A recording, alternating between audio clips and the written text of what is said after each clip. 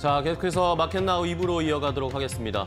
자, 우리 시장 오늘 한 주의 시작 월요일인데 지난주의 여파가 그대로 이어지고 있습니다. 주말 사이에 탄핵 소추안을 표결했지만 결국에는 정족수 미달로 불성립되면서 뭔가 결론이 나오지 않은 시장에서는 가장 원하지 않는 방향으로 지금 흘러가고 있습니다. 자, 이러다 보니까 우리 시장에서도 외국인이 장 초반에는 코스피를 좀 매수하는가 싶었는데 다시 매도로 전환하면서 하락세가 깊게 나오고 있고 코스닥에서 오히려 하락폭이 더 크게 나오면서 개인 투자자분들 가지고 계실 중소형주들이 일제히 많이 좀 무너지고 있는 상황입니다. 자, 이러면서 오늘 시장도 그렇고 이번 주에 내내 정치적인 이런 탄핵 정국의 이야기가 계속 짓누르는 상황이 펼쳐질 것 같습니다.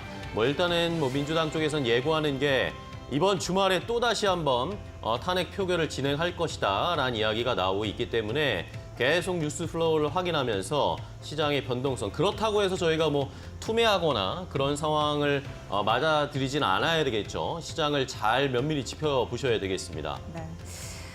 정치적인 불확실성 때문에 투자 심리가 많이 흔들리고 있는 건 네. 맞는 것 같습니다. 그리고 시장의 구원투수 역할을 해줬던 개인 투자자들도 국장을 떠나고 있어서 문제이고 연말 그 양도성 이쪽 그 회피 물량이 또 있을 수 있거든요. 네. 그래서 지수가 추가 하락될 가능성은 있습니다만 결국 이 증시의 소방수 역할은 저점 매수하는 세력이 언제쯤 강력하게 나타날 수 있을까? 그 심리에 또 좌우되지 않을까 싶습니다. 그게 이번 주가 되길 바랍니다. 네. 자, 일단은 시장이 좀 하락하는 종목들이 많아져서 가슴이 좀 아픈데 마음이 무겁습니다. 그러면은 일단은 지금 시장을 움직이고 있는 이슈나 업종 테마는 뭔지 확인하면서 오늘 시장을 조금 진정하는 마음으로 살펴보도록 하겠습니다. 자, 이슈 브리핑 함께 싱크풀을 통해서 확인을 해보도록 할 텐데요. 자, 오늘은 일단은 이 원의 상태를 보시면 아시겠지만 상승하는 업종이나 테마가 거의 없습니다. 대부분의 업종이 하락세를 나타내고 있는데 그렇다고 해서 이게 엄청난 개파락인가에 대해서는 한번 좀 생각을 해봐야 할 것 같습니다. 앞서서도 살짝 말씀드렸지만 시장에서는 어쨌든 주말 사이에 이 탄핵의 뭔가 결론, 그러니까 윤석열 대통령의 앞으로 행보에 대한 결론이 나오는 것을 가장 중요하게 판단하는 기준이었는데 그게 안 나왔거든요. 시장에서 가장 안 좋은 상황으로 펼쳐졌습니다. 그럼에도 불구하고 지수가 코스피가 엄청난 개파락이 나온다거나 투매가 엄청나게 쏟아진다거나 그런 상황은 아직은 보이고 있지 않기 때문에 시장에서 일단은 너무나 큰 걱정은 할 필요는 없을 것 같고요. 자, 일단은 이슈가 되는 업종을 보면 미디어 관련된 업종이 최근에 거의 관심이 없다가 이 탄핵 정국에 들어서면서 여러분들 주말 사이에 뉴스 계속 보셨을 겁니다. 뉴스 콘텐츠 소비가 엄청나게 지금 주목을 받고 있기 때문에 관련된 미디어 관련된 종목들의 상승세가 나타나고 있고요. 자, 정치 테마주는 역시 여전히 기승을 부리고 있습니다. 이재명 테마주는 상승세를 켜고 있는데 김동연, 한동훈, 그리고 안철수 의원도 주말 사이에 이슈가 많이 됐죠. 이러면서 시장에서는 관심, 검색량이 늘고 있는 상황입니다. 자, 이 외에도 그동안 트럼프의 트레이드의 수혜를 받을 수 있는 주말 사이에 또 트럼프 미국 당선인이 여러 가지 이야기를 했는데 이것이 시장에서는 반응을 얻지는 못하고 있습니다. 시장이 전반적으로 다 떨어지니까 방산, 드론, 이런 업종들이 원전 이런 것들도 양자 기술 전부 다 떨어지고 있고 그럼에도 불구하고 검색량은 어느 정도 잡히고 있으면서 시장에 관심을 받고 있습니다. 자, 반도체 삼성전자, SK하이닉스가 그렇게까지 큰 개파락이 나오진 않고 있습니다. SK하이닉스는 장중에 일시적으로는 좀 반등하는 모습도 보여줬기 때문에 삼성전자나 SK하이닉스 그리고 2차 전지 관련된 종목들도 일단은 하락세를 나타내고 있지만 정부에서 일단은 시장을 안정시키기 위한 증시 안정 펀드를 가동할 것이다. 언제든 준비되어 있다. 이런 이야기들이 나오면서 대형주 위주로의 이런 증시 안정 펀드의 매수세가 좀 들어올 수 있기 때문에 대형주들은 일단은 어느 정도 선방하는 모습을 나타내고 있습니다. 반면에 중소형주들이 많이 좀 하락세를 나타내고 있다는 것은 아쉬운 상황입니다. 자, 그럼 첫 번째 이슈부터 더 자세하게 확인해 보도록 하겠습니다. 앞서 살짝 말씀드렸지만 주말 사이에 탄핵 정국, 탄핵 표결이 있었습니다. 자, 일단은 윤 대통령의 탄핵 소추안 표결 지난 7일에 토요일에 국회 본회의에서 결국에는 무산이 됐습니다. 국민의힘 의원 대부분이 표결을 하지 않았고 이러면서 결국에는 정족수 부족으로 표결이 이루어지지 않고 폐기가 됐습니다. 자, 이런 상황을 전 국민이 아마 TV로 지켜보셨을 겁니다. 시청자 여러분들도 뭐 여의도에 나아가신 분들도 계시겠지만 많은 분들이 TV로 생중계로 이것들을 지켜보셨을 텐데 자, 이러다 보니까 지난 7일에 방송됐던 이런 뉴스 관련된 속보들의 시청률이 굉장히 높게 나왔답니다. 7일에 방송됐던 MBC의 뉴스 특보가 시청률이 10%를 넘어가면서 모든 이 전국에 방송됐던 이 탄핵과 관련된 표결에 관련된 뉴스 중에 시청률 1위를 기록했다고 합니다. 그리고 대부분의 프로그램들이 MBC 프로그램들이 시청률이 굉장히 높게 나왔고요. 그 다음 순으로 KBS, SBS 순으로 나왔다라는 시청률 순위가 쭉 공개가 됐습니다. 자, 이러면서 시장에서는 뭐 MBC 관련된 종목들이나 관련된 뉴스 콘텐츠와 관련된 종목들이 상승세를 많이 나타냈고요. 자, 이러면서 시장에서는 지금 콘텐츠, 뭐 예능, 드라마 이런 거에는 많은 분들이 관심이 없습니다. 대부분의 조회수나 관심 이런 게 뉴스 콘텐츠에 집중되고 있는 상황이기 때문에 관련된 종목들의 움직임이 크게 나타나고 있습니다. 자, 관련된 종목의 움직임 함께 확인해 보겠습니다. 네, 탄핵 중계를 보러 많은 시청자들이 TV 앞으로 모였다라는 것을 방증하는 대표적인 예가 아닐까 싶습니다. 아예 MBC 오늘 52주 신고가 플러스 상한가 진입을 했습니다. 시가 대비해서 높은 양봉으로 현재 상한가에 진입을 한 상황이고요. IMBC 같은 경우는 MBC의 인터넷 서비스 자회사 이렇게 보시면 될 것 같습니다. 현재 4,270원 상한가 풀리지 않고 있습니다. YTN도 3일 이후에 지속적으로 급등세를 보여주면서 현재 23% 상승하고 있는 상황이고요. KNN은 그 부산 경남 그쪽의 민영 방송이다라고 보시면 될 것 같고 현재 9% 가까운 상승세로 보여주고 있고요. 또 조선일보 계열사인 디지털조선 같은 경우에도 5% 상승입니다. 그런데 SBS 주가는 약간 MBC와 차별화되는 게 MBC 같이 큰 시청률 변화가 없었죠. 그렇기 때문에 낮은 주가 상승률 상대적으로 보여주고 있는 상황입니다. 오늘 5% 상승인데 훨씬 상승폭에는 못 미친다라는 비교 분석까지 해드리도록 하겠습니다. 다음 테마 보시죠.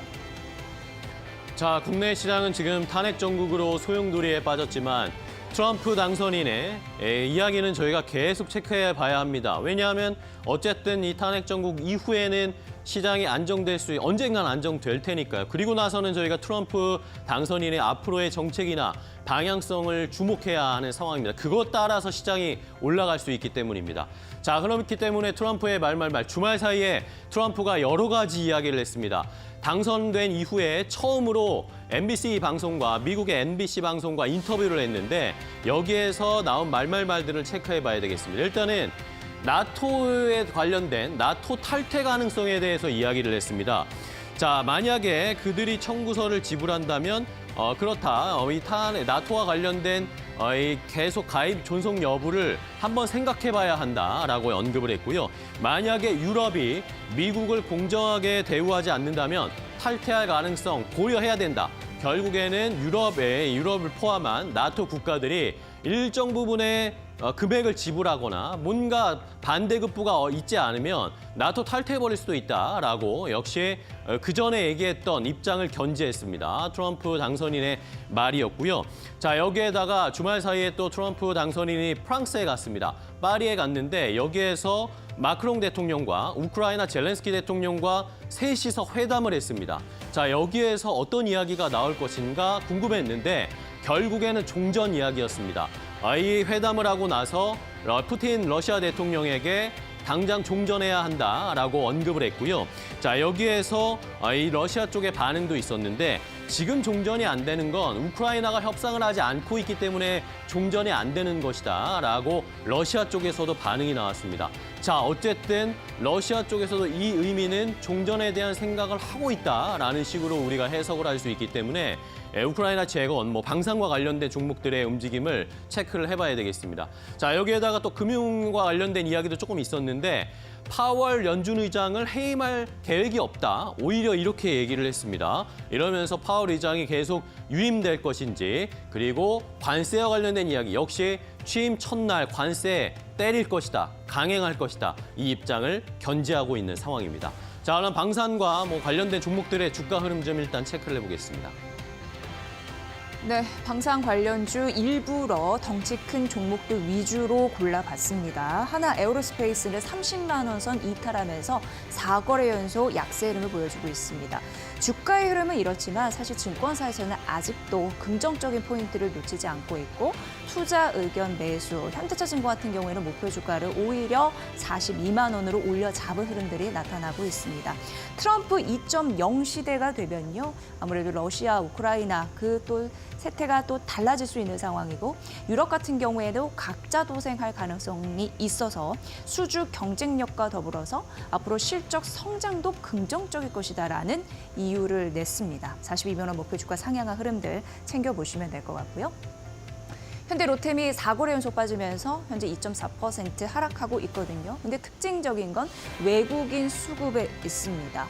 비상계엄 사태 이런 부분과 다 더해져서 주가는 떨어지는데 외국인은 매수하고 있다라는 특징적인 포인트가 하나 더해진 상황이고요. 한국항공우주와 하나시스템 역시 4거래 연속 좀 떨어지고 있는 주가 하락세는 이어서 나오네요. LIG 넥스원 3거래 연속 떨어지고 있습니다. 하지만 오늘 시장에서 보면은 시초가 대비 낙폭을 줄이는 양봉의 흐름을 하고 있다라는 게 첫 번째 특징이 될 수 있고요. 정치적인 불확실성 이런 부분 때문에 주가가 떨어지는 건 워낙 이제 무기 수출 같은 경우에는 국가 간 국가 내 타협과 대화가 필요한데 그게 좀 늦춰질 가능성이 있다는 우려 때문에 떨어지는 것으로 보입니다. 하지만 자체적인 펀더멘털 훼손은 아니다라는 게 증권사의 시각이니까 잘 비교 분석해 보시길 바랍니다. 마지막 테마 함께 만나보시죠. 자, 마지막으로는 금융주들을 좀 봐야 되겠는데요. 시장에서 지금 계엄과 탄핵 여파 이후에 여러 가지 정책주들이 무너지고 있는 상황입니다. 원전이라든지 아까 앞서서 보셨던 방산이라든지 아니면 밸류업 프로그램과 관련된 종목들도 일제히 하락세가 나타나고 있습니다. 윤석열 정부가 추진했던 밸류업 프로그램이 시장에서 어쨌든 가장 밸류업 프로그램의 수혜를 받을 것이 금융주라고 생각을 했었기 때문에 그동안 금융주가 올해 많이 올라왔는데 차익 실현의 영향도 있겠지만 만약에 정권이 교체된다거나 탄핵이 진행되면 금융주들이 더 빠질 수 있다. 이러면서 외국인들이 밸류업에 대한 앞으로의 불확실성을 굉장히 안 좋아하는 것 같습니다. 싫어하는 것 같습니다. 그러면서 외국인들의 순매도가 금융주를 중심으로 많이 나오고 있고 지난주에도 금융주들이 많이 빠졌는데 오늘도 역시 금융주들의 하락세가 꽤나 깊게 나타나고 있습니다. 자, 지금 이러면서 시장에서는 어쨌든 시장을 안정시키기 위해서 정부와 기관들이 금융당국이 여러 가지 노력을 하고 있습니다. 자, 기획재정부, 이 경제부총리와 한국은행 총재, 금감원장, 금융위원장이 모여서 지난주부터 계속 회의를 하고 시장에 대응을 하고 있는 상황인데 자, 일단은 10조 원 규모의 증시 안정 펀드 즉각적으로도 언제든지 가동할 수 있는 준비를 하고 있다라고 하면서 시장에 안정을 주기 위한 메시지를 내놓고 있고요. 자, 여기에다가 콕 집어서 밸류업 펀드에 다음 주까지 1,000억 원 이상을 투입할 수 있다. 이러면서 밸류업과 관련된 종목이나 업종들을 좀 보호하기 위한 조치를 계속 취할 것으로 보입니다. 하지만 외국인이나 시장에서는 밸류업 관련된 앞으로의 프로그램 계속 진행될 수 있을까? 의문부호 물음표가 그려지고 있는 상황입니다. 자, 그렇다면 관련된 종목들의 주가 흐름 체크해 보겠습니다. 네, 오늘 금융주 4종목을 골라봤는데요. 외국인 지분율이 높은 4대 금융지주의 주가 흐름 함께 만나보겠습니다. 최근 가장 주가의 하락세가 심했던 건 KB금융이고요. 4거래 연속 빠지고 있습니다. 비상계엄 사태 이후의 주가가 오늘은 이제 종가가 아니니까 지난 거래일까지로 봤을 때 15% 넘는 급락세를 보였고 오늘 같은 경우에도 4%대 추가 하락하고 있는 모습 나타내주고 있습니다. 신한지주 1%, 우리금융지주와 그리고 하나금융지주가 각각 3에서 6% 낙폭을 기록을 하고 있고요. 수급적인 부분에서 근데 특징적인 부분이 있습니다. 연기금이 지금 싸진 금융지주 관련주를 매수하고 있는 것으로 파악되고 있으니까 그 희비 교차 이런 부분도 수급적인 포인트에서 잘 보시면 도움이 되실 것 같습니다. 자, 시장이 역시 혼란스럽습니다. 하지만 예상을 했던 것이기 때문에 저희가 또 동요되지 말고 차분하게 시장을 대응하는 게 가장 중요할 것 같습니다. 이데일리온 파트너가 오늘도 우리 시장을 잘 대응할 수 있도록 전략 세워드리겠습니다. 함께 해보시죠.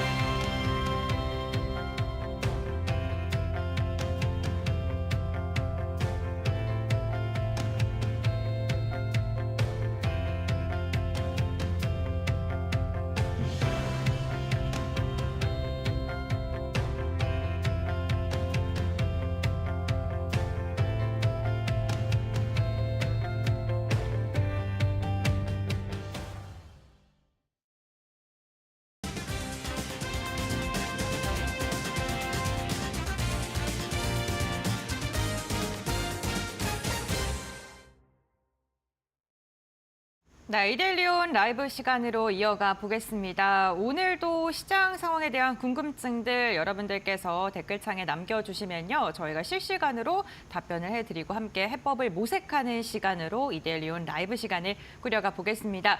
오늘 이 시간 김태훈 파트너와 함께합니다. 안녕하십니까? 안녕하세요. 네, 반갑습니다. 우선 시장이 좀 어지럽고 어려운 상황입니다만 우선 시장에 대해서 어떻게 바라봐야 될지, 대응해야 될지에 대한 이야기 먼저 나눠봐야 될 것 같습니다. 주말 사이 미증시는 어땠습니까? 네, 미국 증시는 좀 혼조세를 나타냈었는데요. 이 미국도 우리 그 외신을 보게 되면 우리나라 한국 현상에 대해서 이제 많이 이제 우려하는 기사들도 많이 나왔습니다. 네. 일단 미국에서 조 바이든 정부가 마지막에 이제 퇴임을 한 달여 남은 상태에서 중국에 대한 반도체 규제를 꺼내 들었습니다. 근데 이 반도체 규제에 우리 한국 기업들이 직접적인 영향을 받고 있습니다. 삼성전자나 SK하이닉스도 마찬가지고 다른 이런 그 반도체 관련주들이 이 미국의 규제에 영향을 받기 때문에 대중국 수출이 줄어들 수밖에 없는 그런 상황이고요.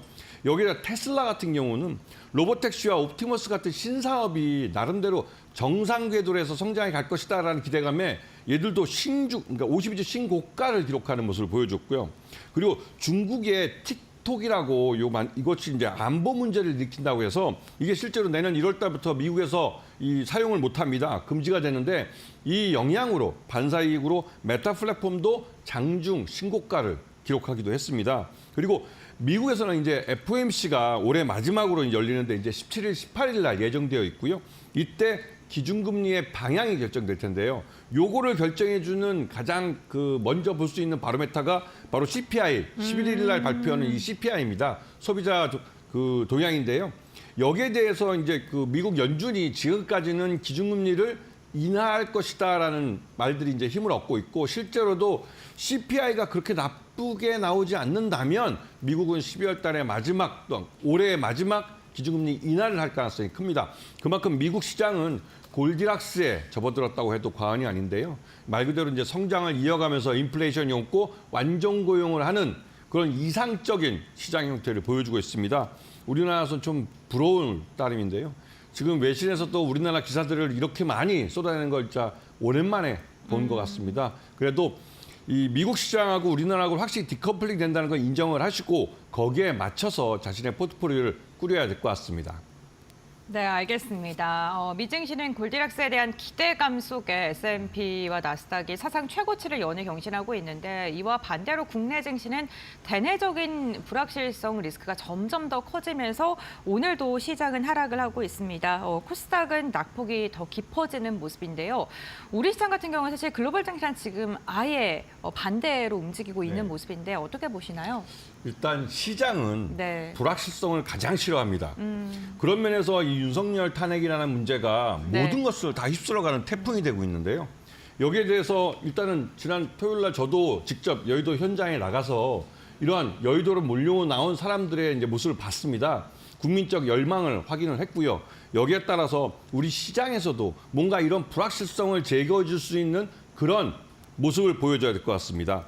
전체적으로 우리 시장에서는 이 정치인 테마주들이 주로 이제 힘을 얻고 있는데요. 이게 이제 그럴 수밖에 없는 게 다른 원달러 환율도 그렇고 모든 거시경제 지표가 불리하게 움직이고 있기 때문에 시장은 전체적으로 하락을 하고 있습니다. 지수 관련 대형주에 대해서 일부 연기금이 저가 매수에 나오면서 지수를 다시 좀 일부 끌어올리려고 하고 있지만 이건 어디까지나 지수 방어에 멈추는 것이고 원달러 환율도 1,430원을 넘기지 않으려고 외환 보유고를 동원한 매수가 이루어지고 있는 것 같습니다. 그렇기 때문에 지금 전반적으로 정치인 테마주 같이 시장에서 별로 이제 실적과 관계없이 움직여주는 이런 종목들이 많이 움직이고 있고 결국은 지수 관련 대형주들이나 우량주들도 모두 하락하는 그런 장세를 보여주고 있습니다.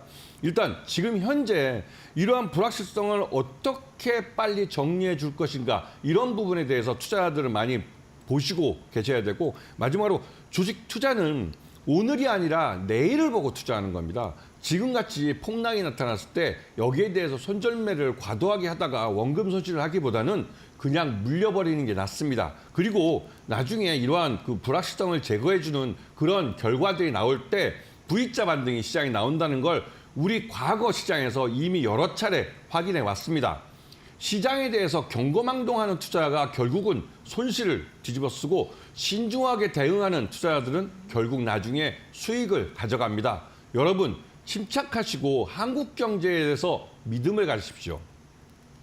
네, 알겠습니다. 시장의 불확실성이 산존하는 가운데 지금 투매가 투매를 부르는 양상이 나타나고 있는데요. 지금 투매에 동참을 하는 것보다는 한 걸음 떨어져서 시장을 조금 더 냉정하게 바라보고 여유롭게 대응하자라고 이야기를 해주셨습니다. 그렇다면 섹터로 조금 더 자세히 들어가 보도록 할 텐데요. 지난주여서 이번 주 역시나 정치 테마주 이야기는 안 할 수가 없을 것 같습니다. 변동성이 점점 더 커지고 있거든요. 네, 정치 테마주 당분간 더 좀 봐야 될지 모멘텀 어떤 게 있을지 한번 짚어주시죠. 네, 이 또한 우리 투자자들의 학습 효과가 되어 있기 때문이었습니다. 네.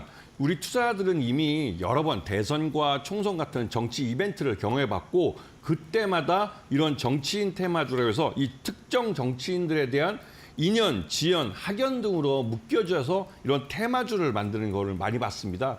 지금 시장에서 가장 유행하고 있는 테마주는 이재명 테마주라고 해서 이 더불어민주당 그 야당, 제1야당의 대표시죠. 그리고 그 다음 대선에 나올 가능성이 높은 분이신데 이분은 오리엔트전공이나 에이텍 모빌리스트 같은 이런 종목들이 지금 많이 오르고 있고 한동훈 대표도 이 국민의힘 대표인데요. 이분도 이제 대선에 나올 가능성이 높은 분이고 이분 관련주에서 오파스넷, 대상홀딩스, 태양금속 등이 오르고 있습니다. 전반적으로 이런 테마주들은 이 실적과 관계없이 기대감만으로 막연한 기대감만으로 묻지마 매수세가 만들어낸 주가입니다. 그렇기 때문에 이 바람 따라 움직이는 주가이기 때문에 실적으로 뒷받침되지 못해서 결국은 실적이 안 나오면 결국 폭락합니다. 그렇기 때문에 이러한 테마주에 뒤늦게 장대 양봉을 보고 뛰어들었다는 잡짓하다가는 상투에 몰릴 수가 있습니다. 그리고 정책으로 연결되지 않는 단순히 지연, 이연, 학연 이런 종목들은 조심하셔야 됩니다. 전반적으로 이런 테마주 바람은 결국은 실적으로 뒷받침되지 않기 때문에 결국 그 처음 움직인 자리로 되돌아간다는 교훈을 기억하셔야 되는 겁니다. 네, 알겠습니다. 정치 테마주 결국에는 뭐 실체가 없이 움직이는 종목군들이 너무나도 많기 때문에 급등락을 반복하다가 그 상승분을 빠르게 반납할 가능성이 있다. 염두에 두시고 접근하셔야 된다라고 이야기해 주셨고요. 저희가 그럼 두 번째로 확인해 볼 만한 테마는 또 어떤 게 있을까요? 네, 지금 현재 우리나라를 둘러싸고 돌아가는 것 중에 미국의 트럼프 대통령 당선자죠. 이분이 이제 북한에 이 김정은과 직접 대화를 하겠다고 이러한 말들이 나오고 있습니다. 그러시면서 이번 12월 달 들어서 예전 개성공단 관련주라고 해서 했던 그 종목들이 움직이는 걸 보실 수 있을 겁니다. 네.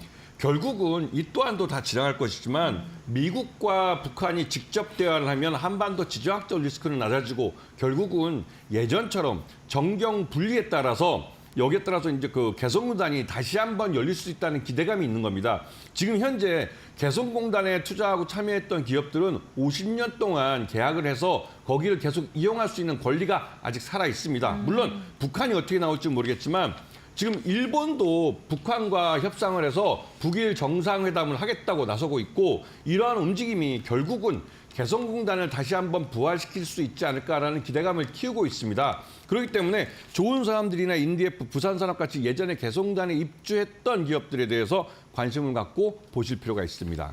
네, 알겠습니다. 북한과 미국의 관계가 조금 더 개선이 될 기미가 보이면 남북 경협 관련 기업들도 급등을 하죠. 그와 관련해서 세 종목 이야기해 주셨으니까 좀 참고해 보시면 좋을 것 같고요.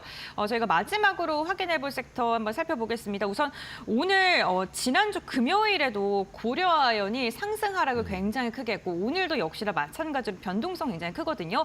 어쨌든 우리 시장을 이끌 만한 주도주가 없다 보니까 이 경영권 분쟁 이슈 있는 기업들의 또 투심이 좀 쏠리는 것 같습니다. 이 부분은 어떻게 보실까요?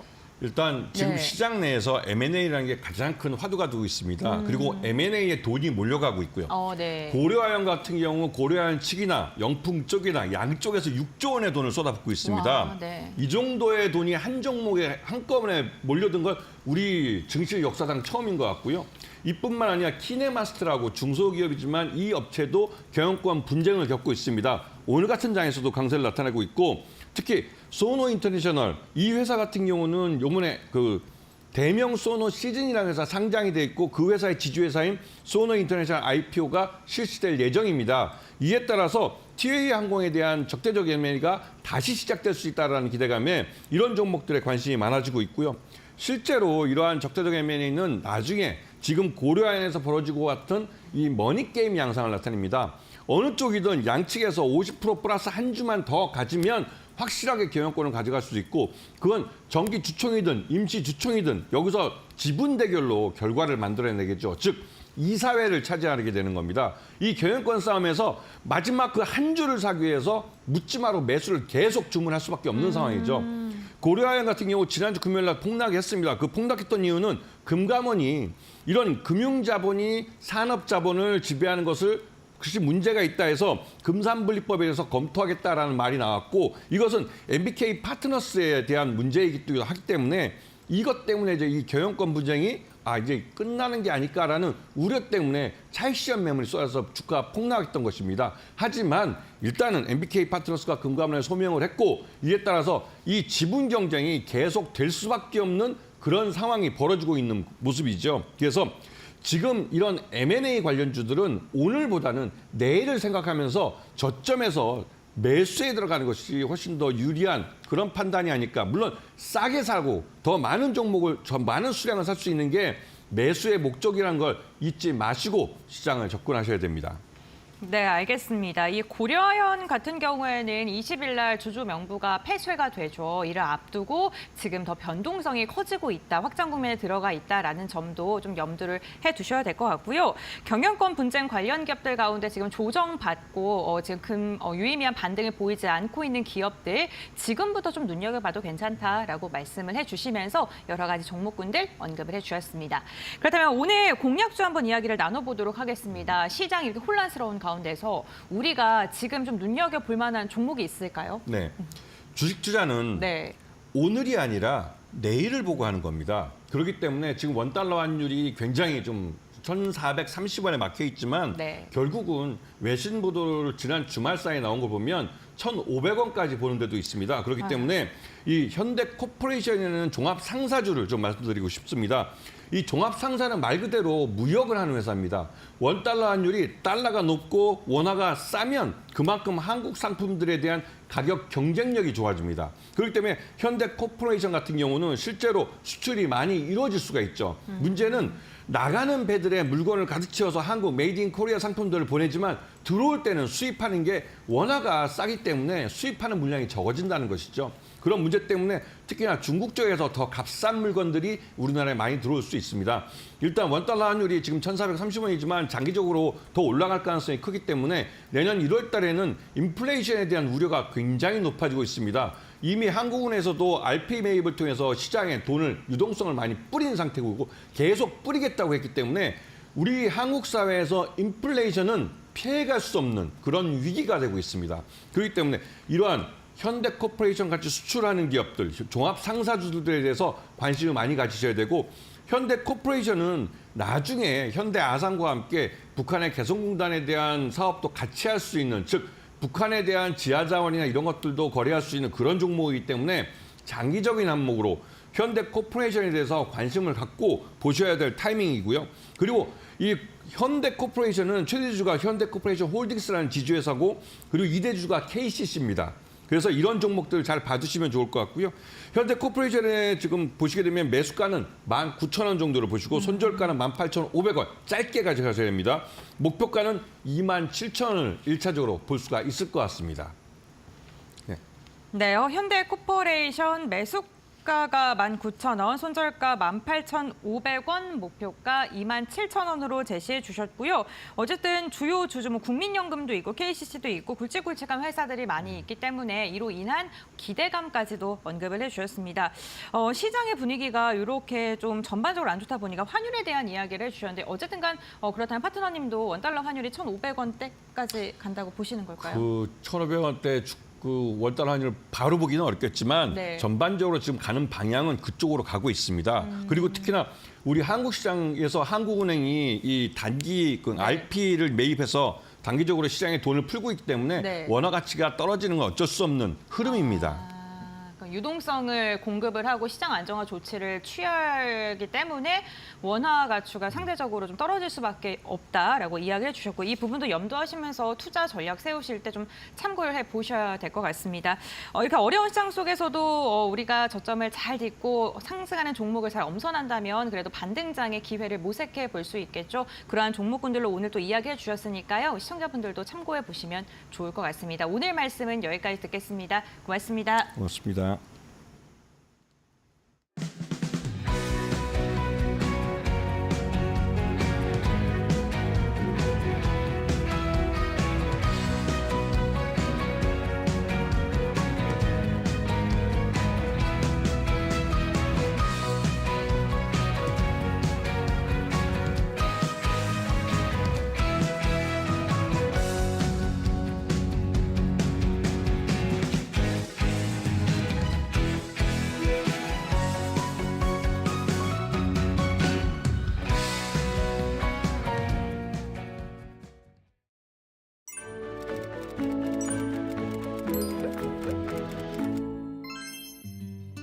안녕하세요. 평안한 하루 보내고 계신가요?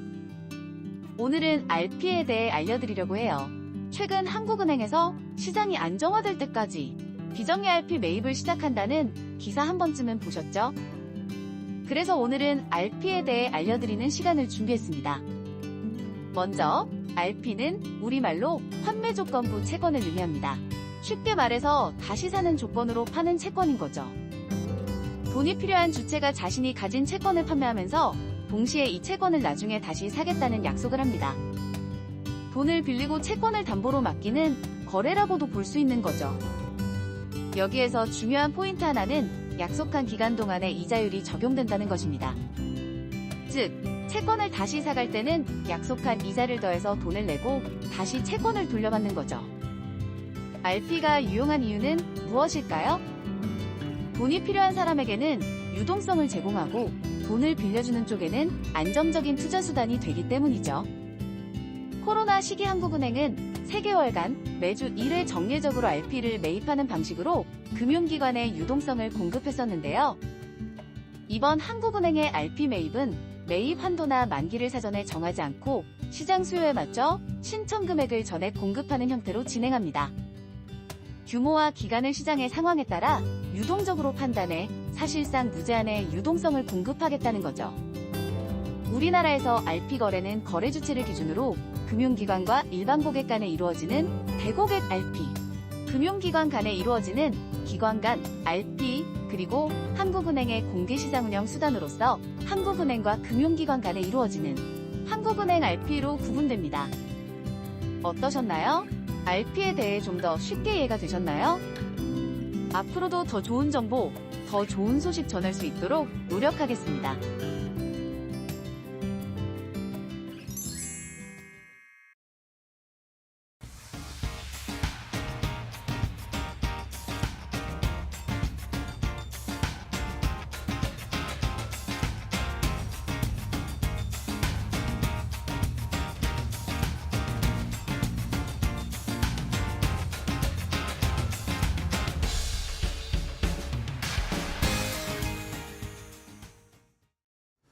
자, 이데일리 TV 인사이트로 이어가겠습니다. 인사이트 이어가기 전에 중국 쪽의 시장 출발 상황 좀 체크하겠습니다. 우리 시장은 코스피가 1.4%, 코스닥이 3% 가까이 하락세를 나타내고 있는데 중국 시장 상해 종합지수도 오늘 약보합권 수준으로 출발했고 홍콩 항생지수도 0.67% 하락세로 출발을 했습니다. 지난주 금요일에 홍콩이나 중국 상해 종합지수가 상승폭이 꽤 크게 1% 넘게 반등을 했는데 오늘은 그 상승분을 조금 반납하면서 차익 실현 물량이 나오면서 홍콩 항생지수와 상해 종합지수 모두 하락 출발한 상황입니다. 자, 우리 시장은 그나마 코스닥이 낙폭을 약간 줄이면서 1.99%, 2.99%, 3% 내로 낙폭을 일단은 줄인 상황인데 여전히 좀 부담을 받고 있는 상황이고 그나마 다행인 건 외국인이 코스피, 코스닥 양시장에서 좀 매수를 하고 있습니다. 뭐 규모는 크진 않습니다. 한 200억 원 넘게 양시장에서 좀 매수를 하고 있는 상황이니까 일단은 시장의 상황 계속 오늘 장 마칠 때까지 어느 정도의 변동성이 나올지 지켜보도록 하겠습니다. 자, 그럼 이데일리 TV 인사이트로 바로 이어가겠습니다. 오늘은 이 제약바이오 쪽에 관련된 이슈, 관련된 회사 살펴보면서 투자 힌트를 얻어보도록 할 텐데요. 자, 오늘은 이데일리 바이오 플랫폼 센터의 석지원 기자와 이야기를 나누겠습니다. 안녕하세요. 네, 안녕하세요. 네, 반갑습니다. 자, 오늘은 또 어떤 기업을 살펴봐야 될지 일단은 뭐 시장이 너무나 복잡한 상황인데 이런 상황에서도 관련된 제약바이오 쪽 이슈를 하나씩 좀 파보도록 하겠습니다. 네. 자, D&D 파마텍을 네. 좀 봐야 될 텐데 최근에 D&D 파마텍 주가가 막 변동성이 막 있습니다. 네. 왜 이런지 이슈들을 좀 체크를 해볼까요? 네. 일단 D&D 파마텍은 국내에서 아마도 가장 큰 규모로 네. 비만약 후보 물질 파이프라인을 이제 외국의 글로벌 제약사에 기술 이전한 기업이다 보니 그렇죠. 그리고 이제 비만약 파이프라인을 한두 가지 가지고 있는 기업이 아니라 한 6개 정도 가지고 있는 그래요? 사실상 이제 비만약 전문 회사로 이제 거듭나려고 있다 보니 시장에서는 이제 비만약 대표 주자로 꼽히면서 주가 급등락이 좀 있는 기업 같습니다. 이제 여러 비만약을 기술 수출했는데 이 메세라라는 기업의 기술 이전을 했습니다. 네. 이제 메세라는 사실 처음 들어보신 분들도 좀 많을 텐데요. 듣보잡 회사라기에는 좀 네. 이렇게 배경이 조금 이렇게 좀 탄탄합니다. 그런가요? 네, 그 아치랑 소프트뱅크랑 구글 같은 이 VC들이 이제 대거 이제 투자를 그래요? 들어와 있는 상황이고요. 이 회사의 경영진들 또한 화이자, 로슈, 노바티스 출신들로 이렇게 가득합니다. 그리고 오로지 비만약 상용화를 위해서 세워진 기업입니다. 그러니까 비만의 진심인 회사라고 할 수 있죠. 그렇네요. 이런 메세라가 D&D 파마텍의 후보 물질들을 대거 기술 이전을 했는데 한두 가지를 기술 이전한 게 아니라 한 6개 품목을 기술 이전 한꺼번에 했습니다. 이 해당 기술 이전 규모가 한 1조 1천억 원에 달하고요. 이제 이렇게 1조 원대 규모로 기술 이전 신약을 이제 해외에다 이제 기술 이전한 곳은 D&D 파마텍이 사실상 유일하기 때문에 네. 그래서 이제 시장에서 관심이 큰 것 같습니다. 네. 자, 이렇게 D&D 파마텍이 어쨌든 비만 치료제의 진심인데 또 함께 기술 이전을 한 업체인 미국의 메세라도 역시 비만 치료제에 지금 특화되면서 투자를 또 많이 받고 추진을 하고 있는 상황. 여기에다가 기술 이전 관련된 수출을 하고 있는 상황이죠. 그러면 자, 아까 뭐 한두 개가 아니라고 말씀을 해주셨는데 네. 근데 이 중에서도 어쨌든 시장에서 가장 관심을 가질 수밖에 없는 건 이 한 달에 한 번이라든지 뭔가 이 효과가 그렇죠. 조금 이제 복용이라든지 주사를 맞는 게 기간이 좀 이렇게 긴, 이 사이클이 긴 걸 원하지 않습니까? 그렇죠. 이게 네. 결국엔 시장에서 게임 체인저가 될 거다. 네. 그런 이야기가 있는데 네. D&D 파마텍 중에 그 6개 가운데 하나도 그 관련된 이 약품이 있다고요? 그렇습니다. 네, 월 1회 제형으로 예. 이제 주사제인데 네네. 이 비만약에 대한 임상을 내년에 메세라가 도입을 하겠다, 진입을 하겠다 이렇게 네네. 이제 이슬기 D&D 파마텍 대표가 저희 이제 팜 이데일리와의 인터뷰에서 그렇게 처음 밝혔습니다. 예. 그렇죠. 단독 기사죠. 네. 네, D&D 파마텍이 월 1회 투약 비만 치료제로 개발하려는 후보 물질은 네. GLP-1, GIP, GCG를 활성화하는 3중작용제입니다. 요즘 그냥 GLP-1 하나뿐만 아니라 단일 물질뿐만 아니라 2중작용, 3중작용, 많게는 5중작용제로까지 이렇게 비만약을 이렇게 개발하려는 트렌드가 조금씩 이렇게 그쪽으로 네네네. 바뀌고 있거든요. 이 3중작용제 같은 경우는 포만감 증가, 혈당 조절, 지방 분해, 에너지 소비 증가 뭐 이런 다양한 그런 효능이 이제 동물 실험에서 확인된 것으로 알려집니다. 네. 자, 마지막에 뭐 말씀해 주셨지만 삼중작용제와 관련해서는 저도 뭐 찾아보거나 들어본 적 상용화된 건 아직 없지 않나요? 네, 그죠? 없습니다. 예. 그런 상황인데 그러면은 임상 단계에 있는 이 뭐 후보 물질이 D&D 파마텍 가지고 있는 게 있나요? D&D 파마텍이 이제 이 방금 말씀드린 이 삼중작용제로 내년에 임상에 진입을 할 예정이고 다른 글로벌 제약사들 같은 경우 삼중작용제로 임상시험을 좀 활발하게 하고 있어요? 하고 있습니다. 이중작용제도 궁금해하실 수 있는데 네네. 이중작용제 같은 경우는 일라이릴리의 젯바운드가 있겠고요. 이게 이제 FDA로부터 승인을 받은 유일한 이중작용제 비만 치료제입니다. 젯바운드. 네, GIP, GLP-1을 합친 작용제이고요. 이게 최근에 임상 결과 발표 났는데 위고비보다 체중 감량 효과가 47% 높다 이렇게 나왔습니다. 그래서 이제 비만약 시장에 지각 변동을 예고하고 있습니다. 그래서 그냥 단일 작용제보다 2중, 3중, 뭐 5중 작용제로 갈수록 어쨌든 효과가 더 효과가 좋아지겠구나. 높아지는구나. 이렇게 이제 시장에서 인식을 할 가능성이 좀 높다고 보여지고요. 네. 삼중 작용제로 현재 비만 치료제 임상을 하고 있는 곳은 일라이릴리의 레타투르티드가 있겠습니다. 조금 생소하실 수도 그러게요. 있는데 이제 투약 48주 만에 임상시험에 참여한 네. 비만 환자 체중을 24.2% 줄여서 지금까지 공개된 임상시험 데이터 중에서 가장 큰 감량 효과를 보였다고 알려집니다. 레타투르티드는 지난해 7월 임상 3상을 승인을 받았고 지금 임상을 진행하고 있습니다. 그럼 이게 2중이나 3중 작용제 구분 없이 제일 좋은 효과를 보인 건가요? 아니면 3중 작용제 중에 제일 좋은 건가요? 지금까지 모든 임상 시험을 통틀어서를 말씀드린 겁니다. 네. 일라이릴리께. 네, 그렇습니다. 네. 그래서 D&D 파마텍 같은 경우는 아직 임상에 진입을 하지는 않았으나 네. 이 DD1호 이게 이제 삼중작용제 아까 말씀드린 월 1회 제형 그 주사제 후보 물질이거든요. 후보 물질 이름 DD1호인데 이 DD1호가 레타투르티드보다 효능성이랑 상업성 측면에서 훨씬 경쟁력 있는 약물 될 거다 이렇게 기대를 그래요? 하고 있습니다. 일단 펩타이드 활성도를 이제 높여서 어떻게 보면 복용량을 아주 획기적으로 낮추면서도 이게 일반 비만약과 비슷한 효능을 낼 수 있다고 그렇게 자신을 하고 있고 네. 부작용 발생 확률도 당연히 복용량이 줄어들면 부작용 발생 확률도 낮아지겠죠. 그래서 부작용 발생 확률도 낮아지고 그리고 복용량이 줄어들면 제조 단가도 떨어집니다. 그렇겠네요. 그렇기 때문에 이제 비만약 가격 자체에서 경쟁력을 가질 수 있다 이렇게 판단을 하고 있습니다. 네. 결국에는 효율이 더 좋은 거죠, 그죠? 네. 조금만 써도 효과가 더 나는 거니까. 그렇죠. 흡수가 그리고, 만약 잘 그렇죠. 된다고 하면 네.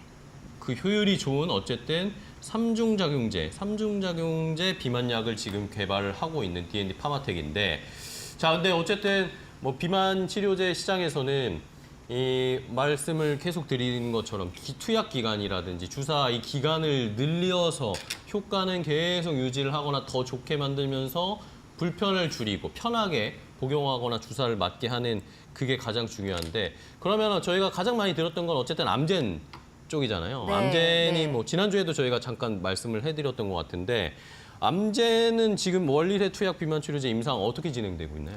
네. 암젠이 이제 최근에 이제 마리타이드라고 불리는 이 후보 물질에 대한 임상 결과를 발표를 했는데 네. 이 효과가 1년 만에 평균 20% 감량으로 나왔는데 이게 시장의 기대치에는 미치지 못했다는 평가가 있어서 그래요? 그래서 주가가 하락을 그쵸, 그쵸. 하기도 했습니다. 그런데 이제 월 1회 투약 제형으로 개발하고 있는 임상시험을 진행 중인 회사가 암젠이기 때문에 네. 암젠이 대표적이기 때문에 이제 계속 이렇게 거론이 되고 있고요. 그래서 이 D&D 파마텍이 암젠의 마리타이드에 대해서도 좀 언급을 했는데 네. 암젠의 비만약의 경우 항체랑 펩타이드를 결합한 다소 좀 복잡한 구조를 가지고 있다. 그런데 우리는 오로지 펩타이드로만으로 이 비만약을 구성을 하기 때문에 이 만드는 데 있어서 복잡성이라던가 제조 단가가 훨씬 덜할 것이다. 그런 점에서 좀 경쟁력이 있다. 상업화 측면에서 큰 강점을 지녔다. 네. 이렇게 이제 D&D 파마텍이 언급을 했습니다. 네. 자, 이렇게 과연 진짜 한 달에 한 번 아니면 그 더 긴 시간 맞으면서 효과를 낼 수 있는 비만 치료제를 만들어낼 수 있을지, 뭐 D&D 파마텍도 하지만 암젠도 지금 추진 중이고 글로벌 제약사들이 열을 올리고 있는 상황입니다. D&D 파마텍이 좀 화이팅을 해줬으면 좋겠고, 자, 근데 또 저희가 어쨌든 D&D 파마텍의 비만 치료제 뭐 여러 가지가 지금 진행 중에 있는 상황인데 또 중요한 거는 이게 주사를 맞는 것보다 아프고 불편한 것보다 그냥 경구용 약을 먹으면서 효과를 보는 걸 사실 이 소비자들은 더 원할 겁니다. 이게 훨씬 더 판매도 많이 될 가능성이 높고 그렇죠? 네. 이런 상황인데 그러면은 D&D 파마텍도 이쪽에 경구용으로 지금 개발한다는 것 때문에 시장에서 관심을 많이 받았었는데 네. 이거의 추진 상황은 어떻게 되고 있어요? 네네. 지금 먹는 비만약 임상도 하고 있고 네네. 지금 임상 1상을 미국에서 진행을 하고 있습니다. DD02S라고 불리는 후보 물질명인데요. 이제 지난달 미국에서 임상 시험을 개시해서 첫 환자 투여까지 완료한 상태입니다. 이 경구용 비만 치료제 같은 경우는 경구 흡수율이 상당히 높다. 동물 실험에서 아직 임상 중이기 때문에 임상 네네. 1상 중이기 때문에 사람에서 얼마나 흡수율이 나올지는 모르겠지만 네네. 일단은 동물 실험에서 기존의 글로벌 빅파마 약 대비 경구 흡수율이 최대 10배에서 12배가량 오. 높다. 이렇게 나왔습니다. 네. 체중 감소 효과가 적은 양으로 훨씬 많을 수 있다라는 거죠. 그래서 생체 흡수율이 10배 이상 높다는 것은 무슨 말이냐 하면 약을 생산할 때 필요한 원료 물질 양이 10분의 1만 그쵸. 있어도 된다라는 그쵸, 의미다. 그쵸. 네. 그렇기 때문에 우리의 경구용 약물 후보 물질은 안전성과 유효성, 상업성 측면에서 확실히 독보적이라고 생각한다. 이렇게 이제 이슬기 대표가 말씀을 해주셨습니다. 네. 이게 상업성을 계속 강조를 할 필요가 있는 이유가 네. 사실 비만약이라는 거는 그 먹지 않아도 이렇게 생명에 당장 이게 그쵸, 그쵸. 위급한 예. 그런 예. 점은 없거든요. 그쵸, 항암제랑 다른 그쵸, 그쵸. 영역이기 때문에 생명, 가격이 그쵸. 중요합니다. 치료나 생명을 위한 약은 아니고 그렇죠. 네, 이거 맞지 않으면 뭐 당장 죽어 이런 그쵸, 느낌이 그쵸. 아니기 때문에 가격이 그 소비자들 입장에서는 상당히 중요한 그쵸, 요소가 그쵸. 될 수 있거든요. 그런데 이제 지금 현재 위고비나 젯바운드의 한 달치 투약 가격은 미국 기준 100만 원을 넘고 있습니다. 그렇기 때문에 상업성이 좋다. 그러면 이제 가격이 훨씬 월등하게 낮아질 수 있기 때문에 이제 D&D 파마텍 이런 점에서 좀 경쟁력을 가질 수 있지 않을까 이렇게 판단이 됩니다. 네, 좋습니다. 자, 이렇게 D&D 파마텍 이 월 1회 주사 비만약도 임상을 이제 내년에 돌입을 한다라는 그런 이야기도 나왔고 먹는 경구용 비만 치료제도 임상을 지금 차근차근 진행하고 있다라는 걸 네. 저희 이데일리가 단독으로 취재한 내용을 석재현 기자. 저 경구용 비만약은 네. 이 보도자료로 이미 다 알려져 알려진 있던 거고 거고. 이제 월 네. 1회 제형만 이제 새로운 뉴스라고 보시면 되겠습니다. 알겠습니다. 자, 이렇게 한번 D&D 파마텍 관련해서 관심 있으신 분들 한번 잘 살펴보시고요. 오늘은 조금 주가가 많이 좀 빠지고 있어요. 오늘 시장이 뭐 전반적으로 뭐 정치적 리스크 때문에 좀 힘든 상황이라서 제약바이오가 어쨌든 이런 리스크나 이 시장의 영향을 많이 받을 수밖에 없는 상황이기 때문에 D&D 파마텍이 오늘은 9% 넘게 좀 급락이 나오고 네. 있는데 일단은 뭐 주가가 앞으로 좀 더 상승할 수 있을지 여부는 계속 지켜보도록 하겠습니다. 자, 이렇게 일단은 첫 번째 이슈를 확인을 해봤고요.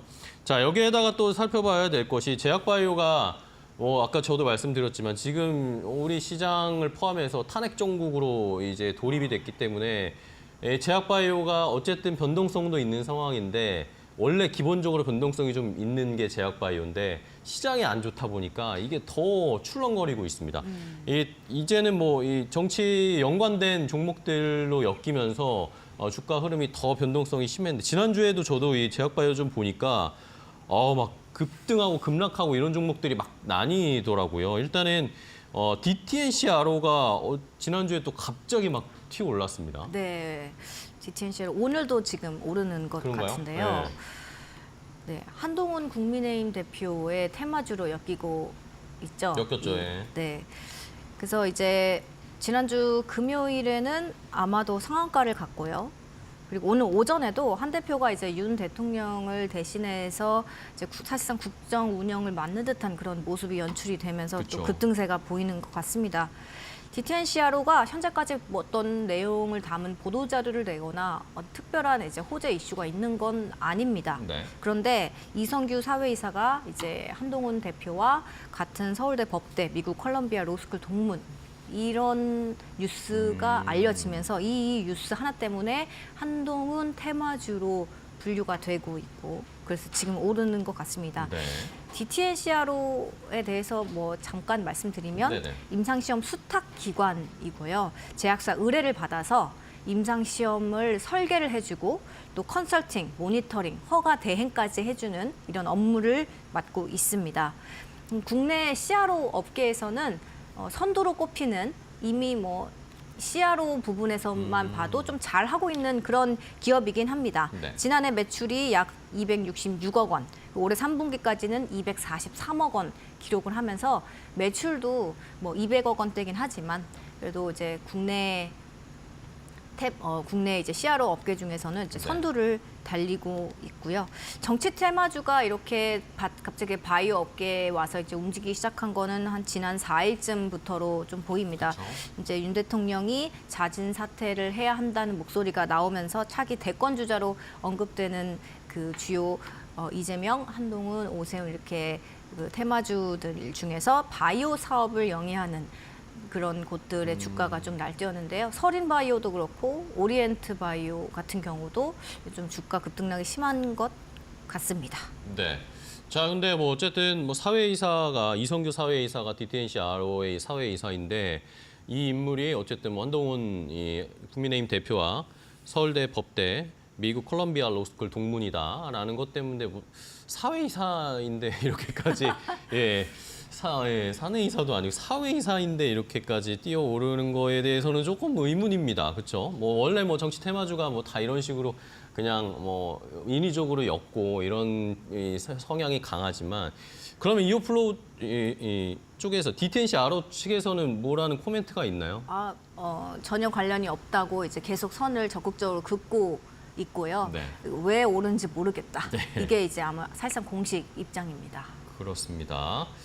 자, 일단은 뭐 이렇게 뭐 말씀을 드리지만 여러분들 아시죠? 정치 테마주는 뭐 급등락이 너무 심한 종목들이기 때문에 여러분들이 잘 보셔야 됩니다. 이런 트레이딩을 가능하신 분들은 뭐 정말 짧게 하실 수 있겠지만 그렇지 않고 그냥 막연하게 오르겠지라고 생각하고 투자하시면 훨씬 더 좀 위험한 상황이 발생할 수 있으니까 한번 잘 고려를 하시고 투자를 하시는데도 신중하셔야 된다라는 것은 좀 말씀드리겠습니다. 뭐 제약바이오뿐만 아니라 모든 지금 업종에서 이 정치가 지금 주 이슈이기 때문에 관련된 종목들의 급등락이 왔다 갔다 하고 있다라는 것은 잘 좀 주의를 해주셔야 되겠습니다. 다시 한번 좀 강조를 드릴게요.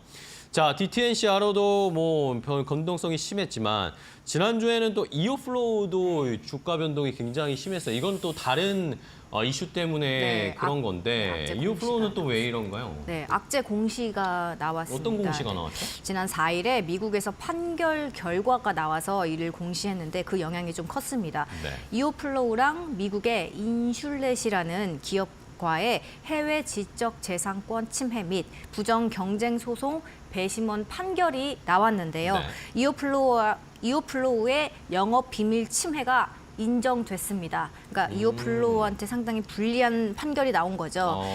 손해배상액이 무려 4억 5,200만 달러, 그러니까 우리 돈으로 6,300억 원에 6천억 원이요? 달합니다. 네. 네. 이 때문에 공시가 나온 4일부터 그 금요일까지 그리고 오늘까지 네, 오늘도 네, 20% 사거래. 넘게 네. 하락하고 있어요. 4거래일 연속 급락 중입니다. 이번 소송은 지난해 8월에 시작됐습니다. 네. 미국의 인슐렛이 이오플로우를 상대로 지적재산권 침해 및 부정경쟁 위반 소송을 제기하면서인데요. 인슐렛은 이제 미국의 나스닥 상장사고 네. 세계 최초로 일회용 웨어러블 인슐린 펌프를 개발한 회사입니다. 웨어러블 인슐린 펌프 조금 네, 생소하실 생소한데 이게 뭐죠? 수 있는데요. 네, 그냥 말 그대로 몸에 붙여서 인슐린이 이제 당뇨 환자들한테 당이 떨어지면 인슐린 주입하는 그런 패치라고 보시면 됩니다. 그러니까 무선으로 보통은 뭐 이렇게 선이 달린 뭐 이런 제형인데 그냥 스티커를 몸에 딱 붙이기만 패치를 하면 딱 붙이면 네, 인슐린이 자동으로 주입이 되는 네, 그런 편리한 인슐린 패치입니다. 네. 인슐렛은 이제 이오플로우는 두 번째로 이 인슐릿 펌프를 상용화한 회사거든요. 이오플로우가? 네, 인슐렛은 첫 번째, 이오플로우는 두 번째. 두 그런데 번째로. 인슐렛이 이 두 번째로 웨어러블 인슐릿 펌프를 상용화한 이오플로우가 영업 비밀 방어법을 위반했다라고 보고 있습니다. 그래서 매사추세츠 연방 법원이 이 지난해 8월 인슐렛의 소장을 접수를 하고 지난해 10월 1일 인용하면서 이오플로우 제품 이오패치가 생산, 마케팅, 판매 이런 것들이 일체 금지가 됐었습니다. 그런데 이오플로우가 여기서 판매 정지, 가처분 신청에 대한 집행 정지를 신청을 했고 이를 또 법원이 올해 5월에 이를 받아줬습니다. 네네. 그러니까 판매할 수 있어라고 다시 이야기를 해준 거죠. 그렇기 때문에 이오플로우가 여기서 승기를 잡았다. 그러게요. 이런 분석이 나왔고요. 여기에 지난달 25일에는 인슐렛이 유럽 통합 특허 법원에 신청한 이오패치 판매 금지 등 가처분 신청에 대한 기각 결정이 내렸다. 그러니까 유럽에서 판매가 다시 가능해졌다. 이런 판결이 나오면서 분위기가 좋았는데. 네, 이 회사에 상당히 유리하게 상황이 이제 돌아가고 있다. 이런 분석까지 나왔었습니다. 네네. 그래서 당시에 해당 소식이 전해졌을 때 이오플로우 주가가 이틀 연속 상한가를 그러니까요. 기록하기도 했고요. 4거래일 만에 약 155%까지 폭등을 하기도 했습니다. 네네. 그런데 이번에 배심원 판결에서 인슐렛 손을 들어주는 그런 이제 결과가 나오면서 갑자기 상황이 급반전된 거죠. 그러게요. 그리고 이오플로우는 당연히 여기서 항소를 한다는 입장이지만요. 판결이 만약에 이대로 계속 유지된다면 6천억 원을 이제 손해배상액으로 내야 되거든요. 그러니까요. 근데 자기 돈이 자본의 있나요? 근데 이 정도에? 아니요, 자기 자본의 9배에 달하는 수치입니다. 어우, 네. 그래서 이제 지난해 이오플로우 매출은 66억 원에 불과하고 66억이요? 영업 적자 네. 394억 원, 약 400억 원에 달하는 상황.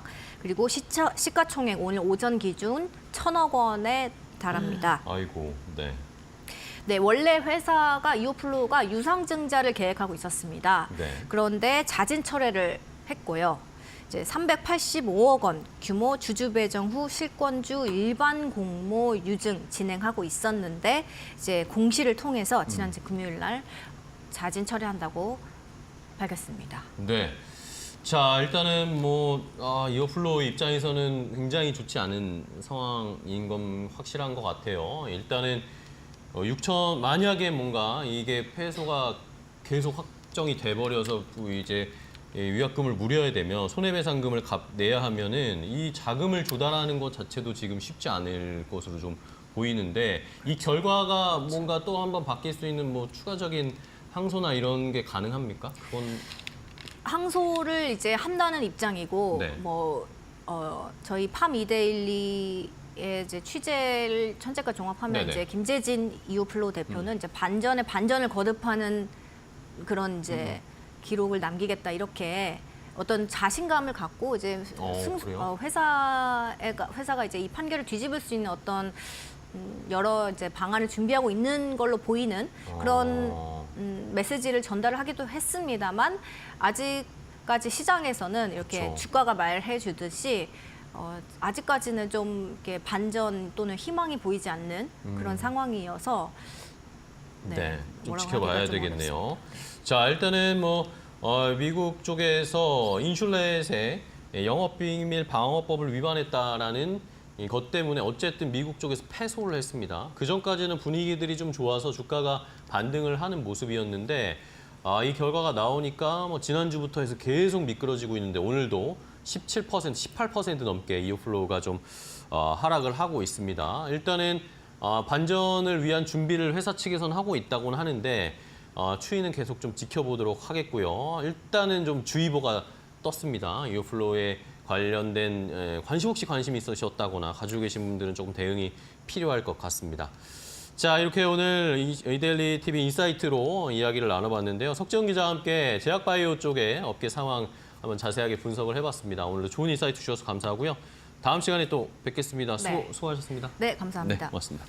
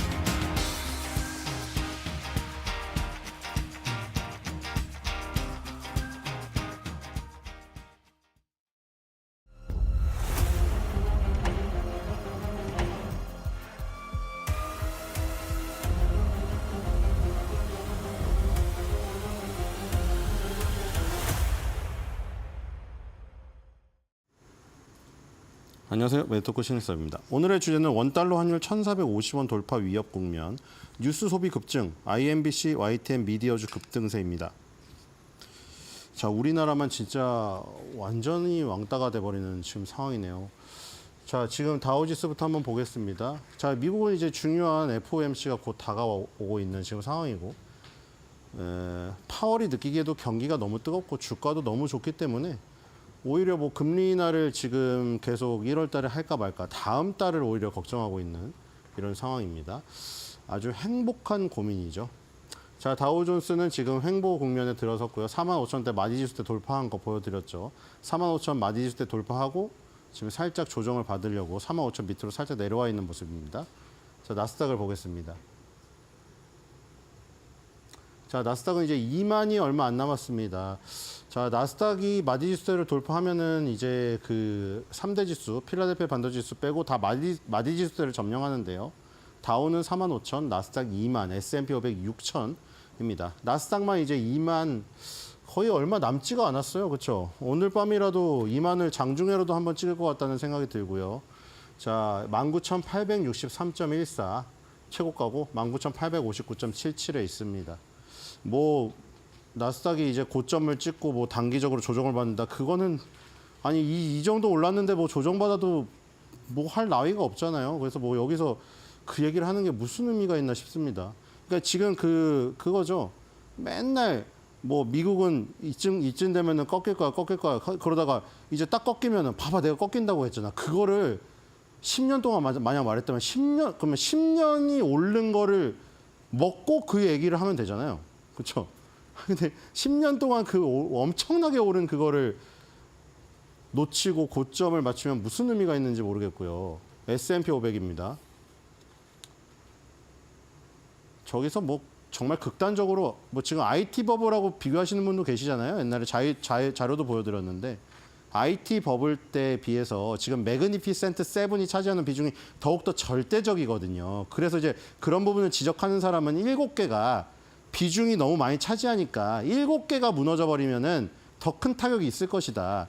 근데 저기서 더 큰 타격이 있을지언정 지금 이미 그동안에 어마어마한 수익을 챙겼기 때문에 사실상 빠져나올 타이밍은 아무리 늦게 빠져나오더라도 그렇죠? 정말 거북이도 아니죠. 그냥 그 나무늘보처럼 늦게 빠져나와도 지금까지 얻은 손실을 절반이 뭐예요. 아무리 정말 나무늘보처럼 늦게 해도 수익은 다 먹고 나옵니다. 그때 아쉬울 게 없어요. S&P 500은 지금 신고가 돌파해서 6,000 돌파했습니다. 필라델피아 반도체 지수 보겠습니다. 자, 필라델피아 반도체 지수만 지금 여기서 헤매고 있는데 얘도 이제 만약에 이동평균선 돌파하면 또 가겠죠. 지금 필라델피아 반도체 지수의 반도체 이 종목들이 나스닥이나 다우에 큰 영향을 미치지 않고 있어요. 그렇죠? 필라델피아 반도체 지수에 속해 있는 반도체 종목들이 뭐 매그니피센트 7이라던가 S&P 500의 많은 시가총액 상위 부분을 차지하고 있다면 모를까. 지금 전혀 괴리가 되고 있잖아요. 그렇죠? 다우, 나스닥, S&P 500은 다 신고가로 치고 올라가고 있고 필라델피아 반도체 지수만 헤매고 있기 때문에 이거는 그냥 순수 반도체 섹터의 그냥 문제로 그렇죠?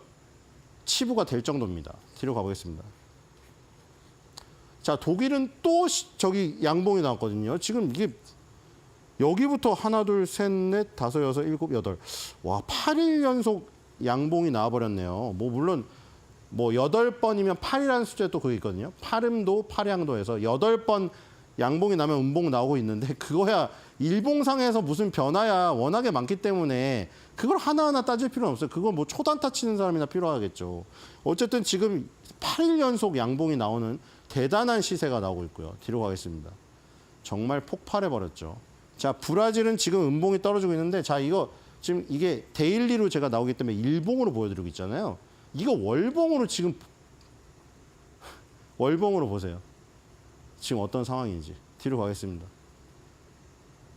신고가예요. 자, 인도도 마찬가지죠. 지금 이거 올라와서 일봉에서 여기 고점이 있어 보이죠. 인도 센섹스도 월봉으로 보세요. 역사상 신고가예요. 10년 동안 지수가 10,000에서 85,000을 갔어요. 지수가. 종합지수가 8.5배를 갔다니까요. 지금 인도가.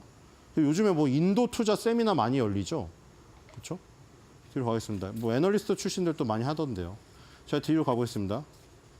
인도, 브라질 다 신고가입니다. 자, 상해 종합도 다시 결국 V자 반등하고 있죠. 자, 뒤로 가겠습니다. 귀즈모테주가 저렇게 오르는 것이고, 자, 심천도 다시 가파르게 지금 치고 올라가고 있죠. 자, 뒤로 가겠습니다. 자, 니케이 지금 행보 구간이 길어지고 있고 이동평균선이 수렴하고 있는 과정입니다. 만약에 이게 위로 터지게 되면 또 박스권 상단 돌파 이루어져서 4만 1,000을 돌파할 수가 있겠죠. 자, 대만도 가볼게요. 대만도 비슷하죠? 대만도 비슷합니다. 니케이랑 대만은 아주 유사한 모습을 보이고 있고요. 박스권 상단, 상해 심천도 사실 비슷하죠. 그러니까 대만, 니케이, 상해, 심천 이 지수들은 전부 수렴형을 이동평균선과 봉을 다 모으고 있는 상태에서 위로 뻗게 된다면 이제 동시다발적으로 그게 나올 확률이 높죠. 자, 뒤로 가겠습니다. 자, 우리나라만 이렇죠. 자, 지금 저점 깼습니다. 지금 저점 깨고 여기 어디 깼나요? 이게 뭐였죠, 그때? 그때 뭐 엔캐리 트레이드 자금이 저기 회수됐느니 뭐 인공지능 매매로 해가지고 뭐 충격파가 있었느니 했던 그 시점이잖아요. 그 시점 가격 깼습니다. 지금.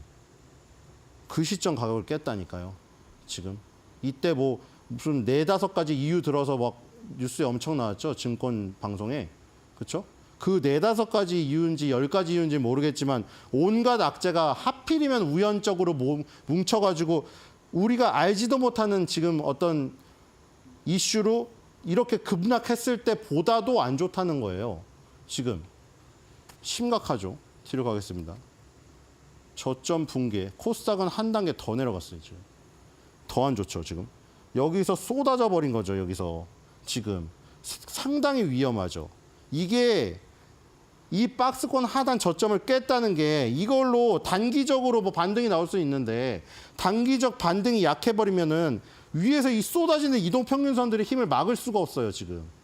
이게 폭포수 같이 떨어지고 있기 때문에. 정말 안 좋은 모습입니다. 지금. 뒤로 가겠습니다. 2023년도 8월 다 기억하실 거예요.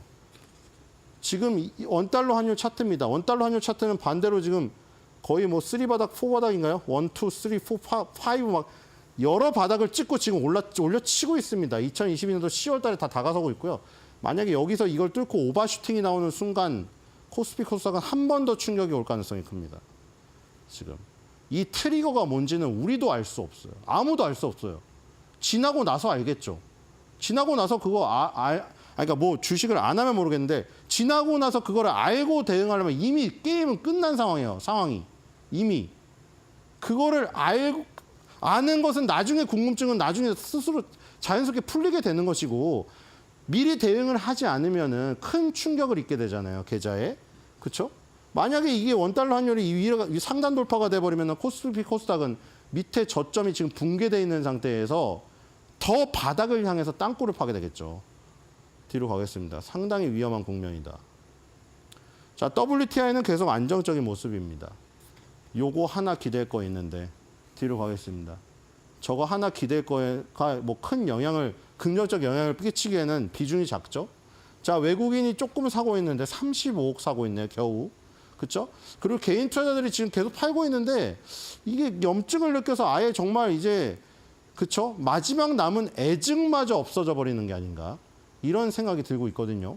자, 개인 투자자가 팔고 외국인이 사면은 시장에 반등을 해야 되는데 물론 외국인의 합계가 작긴 하지만 코스닥은 지금 외국인 기관 쌍끌이 매수 개인 매도거든요. 외국인이 지금 거래소도 작긴 하지만 어쨌든 구도는 외국인 기관 쌍끌이 매수죠. 쌍끌이 매수여도 안 오른다는 겁니다. 지금. 뒤로 가겠습니다. 그러니까 이거는 그냥 개인 투자자들마저 그냥 나가버리는 것 같은 생각이 드는데 자, 외국인이 지금 마이너스 전환 조금 했을 것 같은데 자, 개인 투자들이 지금 5,800억에 3,200억 자, 1조가량을 지금 이틀 만에 다 팔아버렸습니다. 자, 물론 이 연기금이 사고 있는 것도 연기금도 결국에는 투자자들의 장기적인 돈이지만 지금 당장 이게 우리가 받는 돈이 아니기 때문에 그렇죠? 훗날 먼 미래에 받게 되는 그렇죠? 알 수 없는 장기적인 수익률을 추구해야 되는 돈이라서 이게 큰 도움이 안 됩니다. 지금 우리 계좌에. 뒤로 가겠습니다. 자, 미국에서 가장 많이 오른 거는 테슬라네요. 테슬라가 5.34 올랐고요. 그 다음에 브로드컴이 또 올랐습니다. 자, 엔비디아와 브로드컴, 이 인공지능 시대의 총알로 떠오른 기업들이고 테슬라, 지금 이번 그 정권의 실세로 떠오르는 앨런 머스크의 CEO로 있는 종목이죠. 뒤로 가겠습니다. 자, 일본은 도요타 자동차가 0.11이고 제일 많이 오르는 거는 소프트뱅크 그룹이 오르고 있네요. 자, 손정희 회장이 젠스랑 어깨를 잡고 울었는데, 그렇죠? 뒤로 갔습니다. 어깨를 다독여줬죠. 자, 이번 일본에서 제일 많이 오르는 순위대로 지금 나열한 것이고요. 어드밴스드 테크놀로지를 뒤에 한번 볼 겁니다. 뒤로 가겠습니다. 자, 테슬라입니다. 테슬라는 박스권 돌파해서 또 뿜고 있죠. 이렇게 되면 $400가 또 눈앞에 있네요. 자, 이렇게 되면 전기차 보조금 축소에도 불구하고 테슬라의 지위는 여전하다는 거. 지금 이거고요. 그래서 이제 밸류체인의 순서대로라면 원래 그렇죠. 밸류체인 하단부도 올라야 되는데 뒤로 가보겠습니다. 거기서 약간 안 좋은 변동이 있는 거죠, 지금. 자, 귀주모테주 상해 1위 종목입니다. 귀주모테주는 상해 시가총액 상해 지수는 21선 돌파했는데 얘는 21선 돌파 못했네요. 뒤로 가겠습니다. 나머지 종목들이 선전했다는 뜻이고요. 자, 반면에 심천의 종합주가 지수 1위인 닝더스타의 CATL이죠. 얘는 지금 21선 돌파했습니다. 상해 1위 종목보다는 심천 1위 종목이 더 지금 좋은 상황이고요. 그래서 심천 지수가 상해 지수보다 지금 좋습니다. 우리나라에 좀 더 영향이 있는 거죠. 근데 이게 좋은 영향이어야 되는데 지금 보면은 테슬라가 박스권 돌파해서 날아갔잖아요. 지금 이 CATL도 심상치 않죠. 지금 이게 수렴을 엄청 모으고 있잖아요. 근데 21선을 보면 이미 이렇게 상승 N자 이 고리를 만들었습니다. 여기서 만약 상승을 한다면은 두 번째 상승이 펼쳐질 수 있는 상황이고요. 여기서 이제 우리나라로 이어지지 않는 것은 지금 CATL의 점유율이 굉장히 치솟으면서 우리나라 2차 전지 3사의 점유율이 완전히 적이 되고 있어요. 다 박살나고 있어요, 지금. 지금 우리가 원래 그 NCM, NCMA 3원계, 4원계로 기술적 우위를 가져가려고 그쪽에 투자를 엄청 했었는데 결국에는 LFP 배터리의 이 저기를 못 이겨서 가성비를 이기지 못했습니다. 거기다가 열 안정성 문제까지 지금 불거지면서 열 폭주로 인한 저기 화재 사건이 너무나 크게 일어나 버리면서 오히려 출력을 높여가지고 먼 거리를 가는 성능보다는 안정성에 초점이 포커싱이 돼버렸어요, 지금. 그리고 그러다 보니 각형 배터리를 또 만드는 모양에서도 문제가 됐고 NCM, NCMA, LFP라는 소재뿐만 아니라 요소뿐만 아니라 모양도 문제가 돼버린 거예요. 각형 이렇게 도시락 형태로 네모나게 되어 있는 게 화재의 열에 강하기 때문에 각형 배터리를 주로 만들고 있던 중국에게 유리해져 버린 거죠. 우리나라는 파우치나 원형을 만들다가 각형을 지금 전환을 하려고 하니까 이미 쏟아놨던 이 캐파 그거를 지금 전환을 시키려니까 굉장히 돈이 많이 손해를 보게 되는 것이죠. 그렇기 때문에 LFP 배터리의 이 CATL과 BRD의 이 승승장구 여기까지 그래서 테슬라 CATL까지 이어진 다음에 그 밸류체인 하단부에 우리는 CATL 연장선상에서 우리나라로 안아버렸어요, 지금. 뒤로 가겠습니다. 경쟁 관계가 돼버렸다 보니까 정말 안타까운 것이죠. 자, 도요타 자동차는 지금 뭐 전기차도 만드는데 주력은 아니죠. 얘는 하이브리드죠. 전기차가 뭐 중국에서 조금 힘을 잃고 있다. 근데 도요타는 원래 전기차를 안 하니까요. 주력이 아니니까. 샤오미에 밀렸다는 뉴스가 지금 나왔잖아요. 샤오미가 원래 자동차 만드는 회사가 아니라 그 핸드폰이나 가전 만드는 회사잖아요. 근데 거기에 전기차가 지금 굉장히 고급 차로 나와가지고 지금 두각을 많이 나타내고 있잖아요. 뭐 사고도 있고 있는데 어쨌든 도요타 자동차는 뭐 그 소식이 있더라도 이 지금 컨셉 자체가 하이브리드카기 때문에 하이브리드카 수소차, 내연기관차, 전기차 뭐 다 한다는 거라 지금 당장은 지금 뭐 크게 타격은 없을 겁니다. 이 포션이 그대로 유지가 될 가능성이 커요. 뒤로 가겠습니다. 자, 어드밴스드 테크놀로지. 아까 전에 그 상승 종목 중에 특징주인데, 자, 인공지능을 활용한 디지털 익스피리언스 솔루션을 제공하는 기업입니다. 클라우드 기업하고 요즘 스타일이죠. 클라우드 인공지능 디지털 솔루션 이런 기업입니다. 여기에 이 지금 1573N인데 굉장히 오랫동안 행보하다가 밑에서 급등하면서 급등락을 반복하는 이런 종목입니다. 뒤로 가겠습니다. 일본 특징 좀 간단히 알아봤고, 자, 우리나라 거는 이제, 자, 섹터별 상승률이 플러스 난 게 딱 3개밖에 없거든요. 자, 근데 이게 제4이동통신이라는 테마파크, 지금 제사이동통신이 나온 것도 아니고 테마파크가 열풍이 부는 것도 아니고 또 대선 테마 언급을 안 하겠습니다. 그렇죠? 대선 테마 무슨 촉할 수도 있어요. 그리고 우리 거래소에서 저기 생긴 거 아시죠? 옛날에는 뭐 급등락에 대한 뭐 주의 뭐 이런 건 했는데 요즘에는 스팸이 많은 스팸 과다 관여 주의 종목도 지정이 되는 게 있어요. 근데 그러면 이제 저기가 빨간색 딱지가 붙어 있는데 별로 신경을 안 쓰거든요. 그 유사투자자문업체에서 엄청난 스팸을 보냅니다. 그런 거에 혹할 수가 있어요. 반드시 스팸 차단하시고 그런 거 혹하지 마시기 바랍니다. 정말 거기에 한번 빠지셔가지고 큰 손해를 보면은 그 수렁에서 벗어나지 못해요. 자, 사실은 미디어가 오르는 것도 그거의 어떤 연장선상일 수도 있는데 이거는 주자에 관련된 건 아니기 때문에 일단 그리고 1위이기 때문에 보겠습니다. IMBC가 상한가를 갔고요. YTN이 상한가 근처에 갔네요. KNN, 디지털조선, SBS, TBC까지 플러스 기록을 했고요. 나머지들은 마이너스인 상태입니다. CJENM은 오늘도 5.58이네요. CJENM 상당히 그렇죠. 최악이에요. 뒤로 가겠습니다. 자, 일단 IMBC 보겠습니다. 상한가를 갖고 어쨌든 여기서 1등주인데 자, 이것도 재무로는 도저히 설명할 수가 없죠. 지금 보세요. 이득이 나오고 있나. 468억에서 475억, 463억. 뭐 매출이 정체되어 있죠. 정체되어 있고 영업이익은 어떻게 됐습니까? 2021년에 23억이었는데 12억으로 반토막 났습니다. 자, 이번 연도도 마찬가지죠. 1분기 때 마이너스 2억. 영업이익 6억 납니다. 여러분들 그 빵 잘 파는 회사 있죠. 빵 잘 파는 회사보다 영업이익 안 나요. 아시죠? 5% 나는 빵집보다 영업이익 안 나와. 자, 3분기 영원. 자, 그러면 지금 마이너스 4억이죠. 그럼 지금 4분기에 무슨 별다른 게 없는 이상 영업이익이 적자 전환한다는 얘기예요, 이거 지금. 그렇죠? 재무로는 설명할 수가 없습니다, 이것도. 그러니까 지금 가고 있는 모든 종목들이 우리나라 시장에 좋지 않기 때문에 재무제표가 다 엉망진창이에요. 기본적인 모멘텀은 아예 없어요.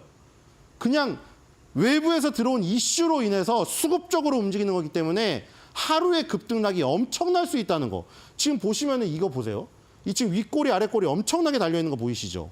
윗꼬리 고점, 아랫꼬리 저점. 이 변동폭이 어마어마합니다. 이거 견디실 수 있으신 분만 하세요. 웬만하면 아무도 99.9%는 못 견뎌요. 뒤로 가겠습니다. 누가 먼저 돈을 잃고 누가 나중에 돈을 잃느냐만 차이지 결국에 다 잃게 되어 있어요. 자, 두 번째 종목도 마찬가지입니다. 자, 이거 IMBC가 지금 상한가를 갔었고 YTN이죠. 자, YTN은 이미 적자 상태. 2023년 작년 온기로 1, 2, 3, 4분기 다 합쳐서 영업이익 100억 가까이 마이너스입니다. 이번 연도 보세요. 심각하죠? 1분기 116억, 2분기 마이너스 19억, 3분기 마이너스 174억. 야, 어마어마한 적자입니다. 4년 내 최저 영업이익이에요. 심각한 상황이죠, 지금. 자, 매출액도 뭐 매출액이라도 무슨 덩치가 커지면 모르겠는데 매출액조차도 줄어들고 있어요, 지금. 가세가 기울고 있잖아요. 자, 이것도 보세요. 어마어마한 이 윗꼬리 아랫꼬리 보세요. 이 변동성을 감당할 수가 있겠습니까? 이거는 진짜 화장실 가면 안 돼요. 이거 만약 하려면. 자, 지금 이건 어쨌든 여기서 2등주긴 합니다. 지금 IMBC가 1등주고 YTN이 2등주예요. 자, 이렇게 보시면 될 것 같고요. 이게 지금 가고 있는 배경만 설명드릴게요. 이걸 절대 뭐 하라는 건 아닙니다. 지금 어떤 시세가 움직이나 보려고 하는 거기 때문에 이런 거밖에 움직이지 않기 때문에 어쩔 수가 없죠. 자, 지금 이것 때문에 움직이는 거예요. 지상파 주간으로 닐슨 리서치에서 항상 조사를 하죠. 일간 주간으로. 지금 주간으로 봤을 때 가구 시청률 탑 20에 5위에 MBC 뉴스데스크가 진입을 했거든요. 그리고 100분 토론이 8위예요. 지금 이게 2배가량 오른 거거든요. MBC 뉴스데스크가 지금 시청률이 12%인데 원래 5에 9.7이죠. 9.7인데 한 5에서 6밖에 안 났었어요, 이게. 그리고 지금 시청자 수 탑 20으로 해도 5위 안에 듭니다. MBC 뉴스데스크, 뭐 스트레이트, MBC 100분 토론. MBC로 좀 몰려있는 감이 있죠. 뒤로 가겠습니다. 아무래도 KBS, SBS보다는 MBC가 약간 저 대립적인 각을 세웠기 때문 같아요. 자, 종편도 마찬가지예요. 종편에서는 또 JTBC죠, 지금. JTBC 뉴스룸, JTBC 5대0 라이브, 그 기자님이 진행하시는 그 프로그램이죠. 지금 얘네가 지금 3위로 진입을 했거든요. 가구 시청률 탑 20에 4위, 시청자 수 탑 10에 5위랑 3위에 뉴스룸과 5대0 라이브 이런 것들이 진입했습니다. 이런 것 때문에 예능이나 드라마에 비해서 굉장히 떨어지던 뉴스 시청률이나 이런 것들이 소비가 급증했다는 배경으로 지금 오르고 있는 건데, 그렇죠?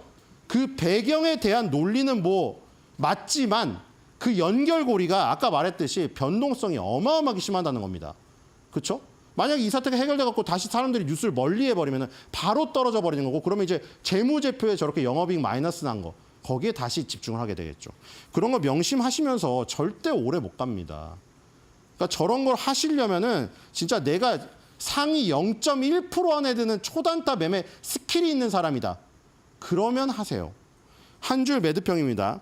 그러면은 이걸 봤을 때 그럼 어떤 시기가 주가의 바닥일까 한번 가늠을 해볼 수가 있겠죠. 뉴스 시청률 떨어질 때가 주가 바닥의 신호탄이 아닐까?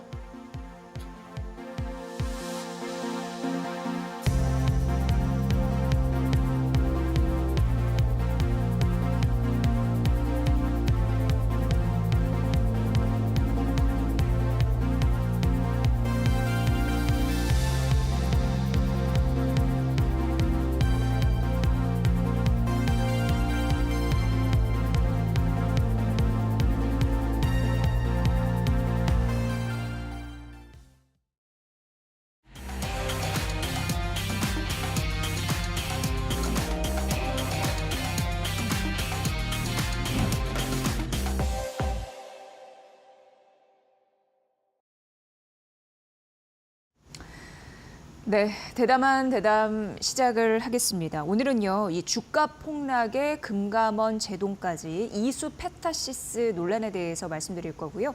그리고 이어서 롯데그룹 이슈 전해드릴 텐데 두 이슈 다 트럼프 당선인과 연관이 있다고 합니다. 뭘지 함께 지켜보시면 될 것 같고요. 오늘 대담한 대담은 조호진 타큐뉴스 대표와 함께하겠습니다. 어서 오십시오, 대표님. 예, 안녕하세요. 네, 반갑습니다. 자, 우선 금감원이 지난 2일이었습니다. 이수 페타시스 유상증자에 제동을 걸었는데 예. 이수 페타시스 기업부터 소개를 좀 해주시죠. 예. 이수페타시스 낯선 분들도 많이 계시기 때문에 좀 설명을 드리면 이수페타시스는 이제 그 기판을 갖다 만드는 이제 기업입니다. 기판이라고 한다면 뭐 우리가 PC에 들어가는 뭐 그것도 기판이고, 근데 이수페타시스는 거기서 초기판이라 해서 보통은 기판이 18개 이상이 생기면 이제 초다층 기판으로 이제 분류를 하는데, 그 초다층 기판을 생산하는 기업인데 이게 작년부터 올해까지 큰 주목을 받으면서 주가도 이제 많이 올랐습니다. 아니, 기판은 뭐 다 누구나 만들 수 있는 거 아니냐, 뭐 그게 이렇게 그 의미가 있느냐라고 생각하시는 분도 계실 텐데, 이 초기판, 초다기판, 다층 기판이 왜 중요하냐면은 AI 고속 서버에 필요합니다. 그러니까 AI 고속 서버라는 거는 많은 데이터를 처리해야 되다 보니까 거기에 데이터를 처리하기 위해서 그 엔비디아의 H100이나 B100이라는 이제 칩이 필요하고, 그 다음에 그걸 갖다가 처리하기 위해서 메모리 장치가 필요하니까 HBM3가 필요하고, 그러면 그런 것들을 갖다 설치할 때 기판이 필요한데 그 기판이 바로 이수페타시스의 이제 초다층 기판이 필요한 것입니다. 그래서 아까 말씀드린 이수페타시스가 생성형 AI 시대를 맞아가지고 작년부터 올해까지 꾸준히 주가가 올랐습니다. 올라가가지고 이제 많은 분들이 그러면 그 이수페타시스 주가 어느 때까지 올라갈 것이냐, 생성형 AI로 관련된 그 종목들은 어떻게 될 것이냐, 내년 상반기냐, 내후년까지냐, 이런 것들은 이제 관심이 있었는데 갑자기 뭐 그 큰 변수가 생겼죠. 네. 그러니까 어떻게 보면은 이수 페타시스는 AI 기업이다 이렇게 좀 인식을 하고 예, 있으면 이해가 좀 쉬울 것 같고요. 근데 뭔가가 지금 브레이크가 지속적으로 걸리고 있는데 뭐 어떤 인수 얘기가 약간 껴 있어요. 예. 네, 어떤 얘기인지. 그 주가가 계속 올라갔는데 인수에 꼈기 때문에 이제 네. 그 주가가 이제 곤두박질쳤습니다. 무엇이냐면은 이수페타시스가 돌연 제이오라는 이제 2차 전지 기업을 인수하겠다고 이제 공시를 했어요. 이 제이오는 공시도 2차 전지 기업이고. 예. 이 공시도 좀 문제가 많았어요. 왜냐하면 장 마감 이후에 공시할 수는 있는데 그 장 마감이면 공시하는 것이 시간차 간격으로 이제 공시를 하면서 많은 이제 주주들과 시장에서 원성을 샀습니다. 그래서 이제 이수페타시스가 제이오를 인수하겠다 그러면서 이제 공시를 하면서 주가가 폭락을 했는데, 공시를 하면서 이수페타시스가 제이오를 인수하기 위해서 한 5천억이 넘는 이제 그 자금이 필요하다. 5천억이나 유상증자를 하겠다고 했습니다. 그러면 5천억이 넘다 보면 당연히 이수페타시스의 기존 주주들 입장에서는 자기의 한 주 가격이 이제 희석되기 때문에 당연히 안 좋아하죠. 안 좋아하는데 심지어 그 중에서 상당한 부분을 이제 화면에 나오고 있지만은 거기에 제이오를 갖다 인수하겠다고 하면서 예정했는데 아니 제이오가 예를 들면은 생성형 AI랑 관련된 다른 종목에 투자하겠다든지 생성형 AI와 관련된 회사 인수하겠다 이러면 이제 그나마 덜할 텐데 불구하고 이스페타시스가 제이오 2차 전지 기업 인수하겠다 그러니까 아니, 그건 이해가 안 가는데. 왜냐면 2차 전지 뭐 지금 화면 시청하시는 분들 다 아시겠지만은 2차 전지는 작년 8월부터 그 전체적인 주가 엄청 업종이 계속 꼰박쳤습니다. 네. 그래서 그런데도 불구하고 이스페타시스가 왜 제이오를 인수하겠다는 건지 동의가 안 되는 거죠. 그래서 이제 이스페타시스의 주가가 이제 급락을 했습니다. 네. 사실 이제 올해 이스페타시스의 주가의 흐름은 굉장히 괜찮았다라고 좀 말씀을 드리고요. 그래서 약간 이제 엔비디아와 흐름을 또 같이 한다 예, 그런 예. 얘기도 있었습니다. 그런데 갑자기 2차 전지 기업 제이오를 인수한다고 하자 좀 투자자들이 이거는 뭐지 뜬금 뭐 이런 생각을 했던 것 같고 그런 와중에 또 유상증자 소식까지 전했잖아요. 예, 예. 투심이 많이 악화됐더라고요. 그렇죠, 예. 곤두박질 쳤고. 예. 근데 이제 2차 전지 기업 인수에 대해서 사실 이제 트럼프 당선인 그 공약 이슈와도 좀 결부되잖아요. 그렇습니다. 예. 예. 그러니까 뭐 2차 전지 자체는 뭐 이렇게 전기차랑 이렇게 연관된 이제 업종이기 때문에 많은 분들이 이제 그 전기차를 생각을 할 때 사실은 이제 만약에 트럼프가 당선되지 않고 해리스 민주당 후보가 당선되면 민주당 후보의 해리스는 자기의 전임 대통령이 바이든 대통령의 정책을 이어받아서 뭐 심지어 부통령이었으니까 그래서 이제 IRA라든지 다른 방식으로 전기차 업종을 지원할 것이다라고 예상을 했고 근데 트럼프 대통령은 유세뿐만 아니라 작년 여름부터 내가 다시 백악관에 돌아간다면 내연 내연기관 신차 판매하겠다. 이거는 뭐 전기차 하기는 날벼락과 같은 얘기입니다. 그러니까 현재 전기차는 계급장을 뗀다는 것은 정부의 보조금을 떼고 기존에 했던 그 자동차인 내연기관 차랑 붙는다면 시장에서 외면받을 가능성이 높습니다. 사실 그것이 이제 시장의 여러 가지 지표로 확인되고 있고요. 그래서 결국 2차 전지 전기차 업종에 투자하신 분들은 누가 당선이 되느냐. 트럼프가 당선될 것이냐, 해리스가 당선될 것이냐 초미의 관심사였습니다. 그러니까 초미의 관심사가 되기 전에 초미의 관심사인데 당선이 누군지 결정되기 전, 그러니까 11월 5일 날 결정되기 전이라면은 그나마 이해가 됩니다. 무엇이 이스페타시스가 제이오를 2차 전지 전기차 중요한 업종 아니야? 유망하잖아. 기술력 검증됐어. 이런 맥락에서 만약 그 전에 결정했다 그러면은 그나마 이해를 하겠지만 11월 5일 날 그리고 예상보다 빨리 그건 저희의 생각일 수도 있지만은 트럼프 당선자가 당선이 확정이 빨리 됐습니다. 우리나라 시간으로는 6일 날 이제 그 12시쯤에 당선이 확정되면서 우리가 생각한 것보다 이상으로 트럼프 당 후보자 인기가 높았고 이것이 이제 그 공화당의 레드 스윕 그러니까 상원 하원이 다 이제 압도하면서 그러니까 마지막까지도 2차 전지에 대해서 이제 미련을 갖고 계신 분들이 어떤 입장이냐면 트럼프가 당선됐어도 IRA가 사실 법으로 된 거야. 법으로 된 걸 대통령이 다 없앨 수가 있냐? 그런 어떤 입장도 있었어요. 참 이해를 못 가는 게 뭔가 너무나 집착을 많이 하다 보면 생기니까 그 판단이 흐렸다 생각하는데 심지어 트럼프 당선자가 당선이 된 확정된 이후에도 하원이 마지막으로 미국의 하원까지 공화당이 장악을 했어요. 그러면 사실은 IRA를 뒤집게 모든 이제 기반이 완성됐음에도 불구하고 네. 그 이후에 이스페타시스가 제이오를 인수하기로 결정했다는 것입니다. 그러니까 이거는 이제 누가 봐도 좀 현명하지 못고 합리적이지 않은 그 결정이었다라고 이제 생각이 드는 것입니다. 지금 말이 많고 탈이 많았던 이유는 사실 이제 유상증시에 대한 유상증자에 대한 공시 이런 것도 예. 있었어요. 투자자들이 잘 못 보는 시간대에 한 올빼미 공시 문제도 있었고 유상증자 같은 경우에는 주주가치 희석 때문에 보통 또 악재성 재료로도 인식을 그렇죠. 하잖아요. 예, 예. 그런 의미로 주가가 이제 고꾸라지는 흐름들이 있었는데 금감원이 여기 제동을 걸었단 말이죠. 예. 그러면서 주가도 일정 부분 좀 변화를 당시에는 보였고 그 흐름을 좀 연결해서 설명을 좀 아까 들어봐야 말씀드린 되겠습니다. 이스페타시스가 제이오를 좀 이상한데 제이오를 인수하겠다는 거 어째 인수하겠다 결정 내렸기 때문에 결정에 따라서 주가는 급격하게 급락을 했습니다. 네. 급락을 했는데 이스페타시스가 유상증자 하겠다고 했으니까 유상증자 하겠다 그러면 이제 관련된 서류를 이제 공시를 해야 되고 금감원에 제출해야 됩니다. 그러니까 금감원에서 제출받은 서류를 보고 그 다음에 제동을 걸었습니다. 너네가 금감 제동 걸었는데 어떤 이유 때문에 제동 걸었는지는 명시하지 않았어요. 다만 이스페타시스가 제출한 서류에 문제가 있고 그러니까 다시 제출해라. 이거는 이제 금감원이 전형적으로 해당 사업에 대해서 이제 브레이크를 걸 수 있는 방법입니다. 그래서 금감원이 제동을 거니까 시장에서는 금감을 제도를 걸었으니까 이스페타시스가 제2호 인수가 사실은 이제 어렵지 않느냐, 심지어 물 건너갔다라는 어떤 전망도 있었습니다. 그러니까 이스페타시스의 그 원래 본연, 기업 본연은 이제 왕성하고 좋고, 왜냐하면 엔비디아랑 엔비디아랑 생성 AI는 내년까지도 이제 쭉쭉 뻗어나갈 가능성이 높기 때문에 그런 이스페타시스의 본연의 사업으로 복귀한다면 주가가 다시 올라가겠다. 그래가지고 이제 급등했습니다. 그 금감의 제동 걸자마자. 그렇기 때문에 지금 이 종목이 중요하고 오늘의 이제 공시로 제가 여러분들 설명을 드리는 것입니다. 네, 그러니까 유상증자 제동 건 이후에 이제 주가는 급등하는 흐름들을 보였었는데, 그럼 향후 전망은 좀 어떻게 될까요? 주가 관련해서 많이들 이제 궁금해하실 것 같은데요. 그러니까 규정은 금감을 해서 제동을 걸었을 때 이스페타시스가 3개월 이내에 보완을 해서 하면은 이스페타시스가 난 여전히 제2호로 인수할 거야라는 추진을 갖다가 보였다고 볼 수 있는 것이고, 이스페타시스가 3개월 이내 정정 보고서를 내지 않으면은 이스페타시스 경영진도 여러 가지 비판적인 목소리를 듣고 우리가 제2호 인수하지 않겠다라고 결정 내렸다고 볼 수 있습니다. 네. 그러면 다시 주가가 완벽하게 회복을 하고 그것을 이제 투자 수익으로 이제 그 기회가 되겠다고 볼 수가 있습니다. 다만 뭐 다 아시겠지만 지금 그 이후에 지난주 그 화요일 밤에 계엄 선포라는 전대미문의 사건이 터지면서 우리나라 시장이 다 지금 주저앉고 있습니다. 여기에 이스페타시스 역시 이제 무관할 수 없기 때문에 이스페타시스도 다시 주가 많이 내려갔습니다. 그러나 아까 말씀드린 이스페타시스 3개월 이내에 금감원에서 사실은 이제 한정된 기한의 마감 시간에 그 정정 보고서 내지 않으면은 이스페타시스는 지금 보면은 화면인 대로 그 46,000원이었던 그 당시 주가로 올라갈 가능성이 매우 높다라고 이제 보시면 되겠습니다. 네, 그러니까 3개월 이내에 정정 신고서를 내야 하고, 어쨌든 어떻게 보면은 유증 자체가 철회될 가능성도 있는 거네요. 그렇죠. 예, 예.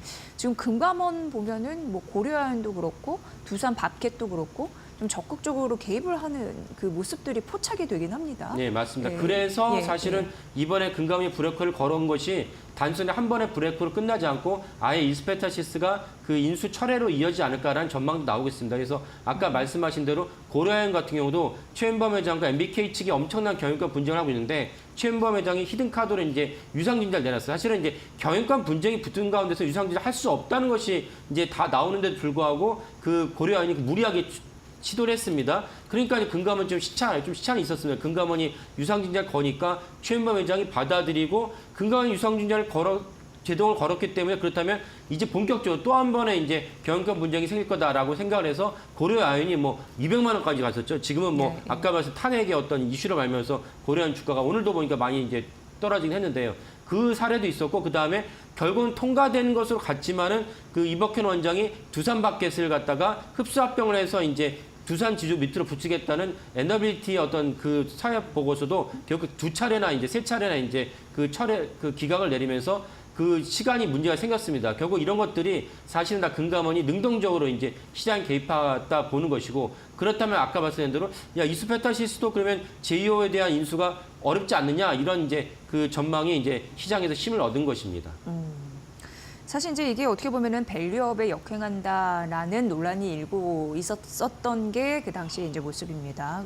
그리고 이제 기습 공시, 올빼미 공시 논란도 있었고 주주 가치 훼손이라는 그런 프레임이 있었는데, 일단 금감원 제동으로 유상증자 신고서, 증권 신고서를 말씀드린 대로 효력이 이제 정지된 그런 이슈다, 이렇게 보시면 될 것 같습니다.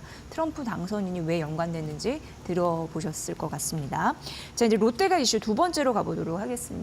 많이들 이 이슈를 주목을 하시는데, 롯데가 3세 신유열 부사장 이제 이번에 승진을 했습니다. 이미 롯데지주 미래 성장 실장을 맡고 있었고요. 근데 이번에 그 부사장으로 승진한 이후에 바로 한 행보를 보니까 지주사 지분을 매입을 했더라고요. 뭔가 이제 확장하려는 그런 의도가 이제 보입니다. 어떻게 보셨습니까?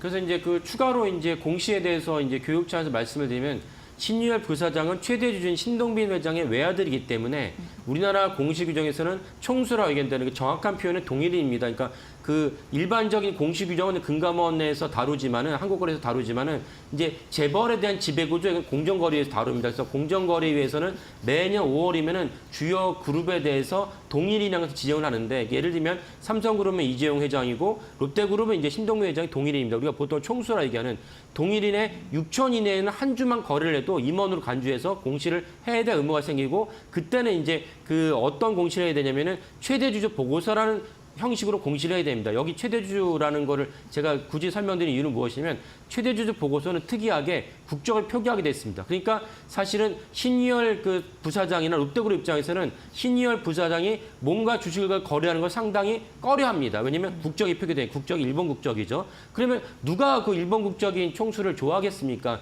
이런 맥락에서 사실 롯데그룹은 신이열 이제 그 부사장이 이미 경영 전면 나설 수 있는 기반이 많이 조성됐음에도 불구하고 37세까지는 사실은 경영 전면에 나서지 않았어요.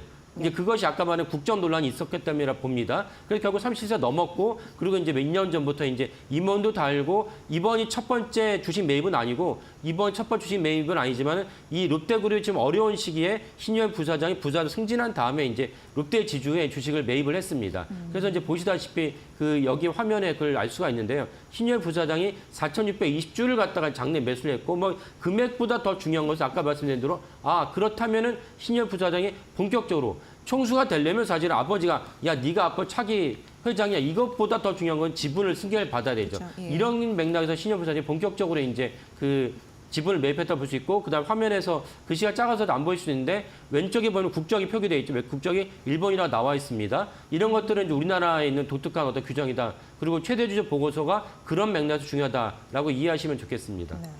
말씀드렸지만 신유열 부사장은 37살부터 이제 공식 석상에 모습을 드러냈고 앞서서 조 대표님 말씀하실 때 신동빈 회장, 그러니까 부친과 그리고 지금 그 3세 부사장과의 그 이력을 봤는데 좀 비슷해요. 맞습니다. 행보가 좀 비슷해서 지금 이제 승계 작업이 확실히 좀 이루어지고 있다 이런 느낌이 듭니다. 근데 어쨌든 뭐 올 연말 인사에서 부사장으로 승진한 이후에 이제 행보가 지주사를 매입하는 흐름 말씀을 드리고 있는데 지금 롯데가 굉장히 시끄럽잖아요. 여기저기서 네. 위기설이 터져 나와서 결국은 많은 이들한테 실적으로 증명을 해봐야 될 텐데 말이죠. 네, 좀 그렇죠. 여러 가지 난관은 있어 보입니다. 예. 그러니까 롯데그룹이 뭐 그 제가 이 말씀드리면 놀라시는 분도 계실 텐데 롯데그룹 우리나라 재계 서위에서 재계 순위에서 6위입니다. 그러니까 꽤 많은 어떤 자산과 매출을 올리는 기업인데 롯데그룹이 비교적 그냥 큰 잡음 없이 물론 이제 예전에 신동주, 신대모 형제의 난이 있긴 했지만은 비교적 큰 잡음 없이 흘러가고 있었는데 사실은 이제 그 한 3주 전부터 롯데그룹 전체의 유동성이 안 좋다라는 이제 얘기가 돌고 네. 그거에 따라서 실제적으로 롯데그룹이 좀 충격적으로 유동성 위기를 타개하고자 돈이 없으니까요. 그래서 대출을 빌리면 담보를 낸다야 되니까 그 담보로 이제 롯데그룹의 상징이죠. 어떻게 보면 한국의 상징할 수 있는 잠실에 있는 롯데월드 타워를 갖다가 담보로 내놨습니다. 그러면서 롯데그룹의 어떤 유동성 위기가 사실 인정했다 볼 수가 있는 것이고 그렇다면은 아까 오늘 말씀드린 신유열 부사장이 3세 승계로 가려고 하면은 그냥 단순하게는 지분만 증여를 하거나 물려주면 되지만 지금 상황에서 특히 우리나라 상황에서는 예전보다 많이 인식이 바뀌었기 때문에 신유열 부사장이 롯데그룹의 총수가 되려면 총수에 합당한 경영 능력을 보이고 신유열 부사장 예를 들면 정의섬 회장으로 치면은 정의섬 회장도 신유열 부사장처럼 총수의 외동 아들입니다. 그러니까 외동 아들이니까 저 사람이 이제 총수가 될 거라고 다 인지하고 있음에도 불구하고 정몽구 회장이 어떻게 했냐면은 정의섬 회장의 경영 능력을 입증하기 위해서 기아로 보냅니다. 현대가 아니고 기아로 보냅니다. 현대가 아닌 기아로 가서 정의섬 회장이 경영 능력을 입증하기 위해서 많은 시도를 합니다. 그래서 시도를 한 것이 성공을 했어요. 뭐 기억나시는 분도 계시겠지만 그래가지고 기아에서 소울이라는 자동차를 내놓으면서 야 우리는 디자인에 승부를 걸 거야. 이런 식으로 했는데 소울이 잘 팔리고 그다음에 다른 K5, K 시리즈도 잘 팔리고 이러면서 정의섬 회장이 그때는 이제 뭐 사장이었지만은 전체적 경영력을 입증하면서 다시 현대차 넘어갑니다. 그러는 지금 이제 명실상부한 현대차 그룹의 회장이 된 것이고, 그러니까 신유열 부사장도 아까 말씀드린 일본 국적이라는 것은 당연히 감점입니다. 누가 봐도 감점이죠. 롯데 임원들도 만나보면은 거기에 대해서 얘기하는 걸 상당히 꺼려합니다. 그런 감점을 갖고 있는 신유열 부사장이 롯데그룹의 총수가 되려고 하면은 확실한 경영 능력을 입증해야 된다. 이거를 위해서 신동빈 회장의 보관이 무엇이냐면은 자신과 동일한 롯데그룹으로 일반적으로 알려지고 있는 롯데호텔이라든지 롯데제과의 경영자로서 입문을 시킨 것이 아니고 롯데케미칼 신동빈 그 회장도 처음에 호남석유화학 예전에 이제 롯데케미칼 전신이 호남석유화학이었거든요. 호남석유화학에 입사를 한 다음에 경영 능력과 경영 수업을 받았습니다. 그래서 신유열 부사장도 처음에 상무로서 롯데케미칼에 입사를 해서 롯데케미칼의 매출과 실적을 보여줘야 됩니다. 그래서 그런 맥락도 있었다고 보는데 무엇이냐면 롯데그룹이 롯데케미칼 주도해서 그 일진 머티리얼스를 그 경영권 프리미엄을 100%를 주고 7조 원을 갖고 일진 머틀에서 인수를 합니다.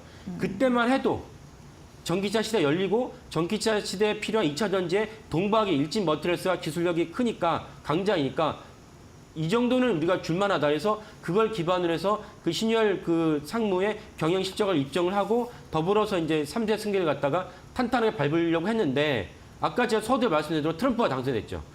그 트럼프 당선 네. 이전부터 전기차 시대가 내리막길 걷고 있었어요. 그러니까 롯데그룹 입장에서는 사실은 이제 작년부터 부동산 PF가 터지면서 롯데건설의 어떤 유동성 위기가 불거졌었고 그리고 아까 말씀드린 롯데케미칼이 뜻대로 안 풀렸어요. 그러다 보니까 신유열 부사장의 경영 능력을 입증하기 위한 여러 조건들이 사실 더 악화됐다. 이것은 롯데그룹에게 되게 악재이고 또 시청하시는 분들 입장에서도 사실은 롯데그룹의 주가가 계속 이제 뻗어나기는 쉽지 않은 상황이다라는 걸 인지할 수 있는 어떤 증거라고 볼 수가 있겠습니다. 네, 과연 이제 구원 투수가 있을지, 왜냐하면 이제 트럼프 2기에서 이 난관을 헤쳐 나가야지 사실 신유열 부사장이 그 어떻게 보면은 많은 이들에게 인정을 받는 상황이 되지 않습니까? 그렇죠. 여러 가지 네. 셈법이 좀 복잡할 것 같긴 네. 합니다만 어떻게 보세요? 예. 그러니까 롯데케미칼, 이제 롯데그룹이 또 의외로 이제 석유화학 부문이 전체 그룹 매체에 차지하는 비중이 50% 넘습니다. 그러면 석유화학에서 마진이 많이 나고 영업이 많이 생겨야 되는데 롯데 석유화학이 사실 안 좋은 이유는 무엇이면 근본적으로 유가가 한때는 뭐 바이든 정부 때 뭐 90달러까지 가기도 했었지만 계속 내려가서 지금 유가가 WTI 기준 70달러 미만 내려왔어요. 그건 왜 그러냐? 여기에서 트럼프 당선과 맞물려있는데 트럼프 당선자는 시종일관 무엇을 요구하느냐? 셰일가스 증산을 요구합니다. 바이든 정부는 셰일가스를 억압을 했어요. 왜냐하면 셰일가스를 하면은 환경 피해가 생기는 거 아니냐? 그래서 셰일가스를 섣불리 증산을 많이 못했어요.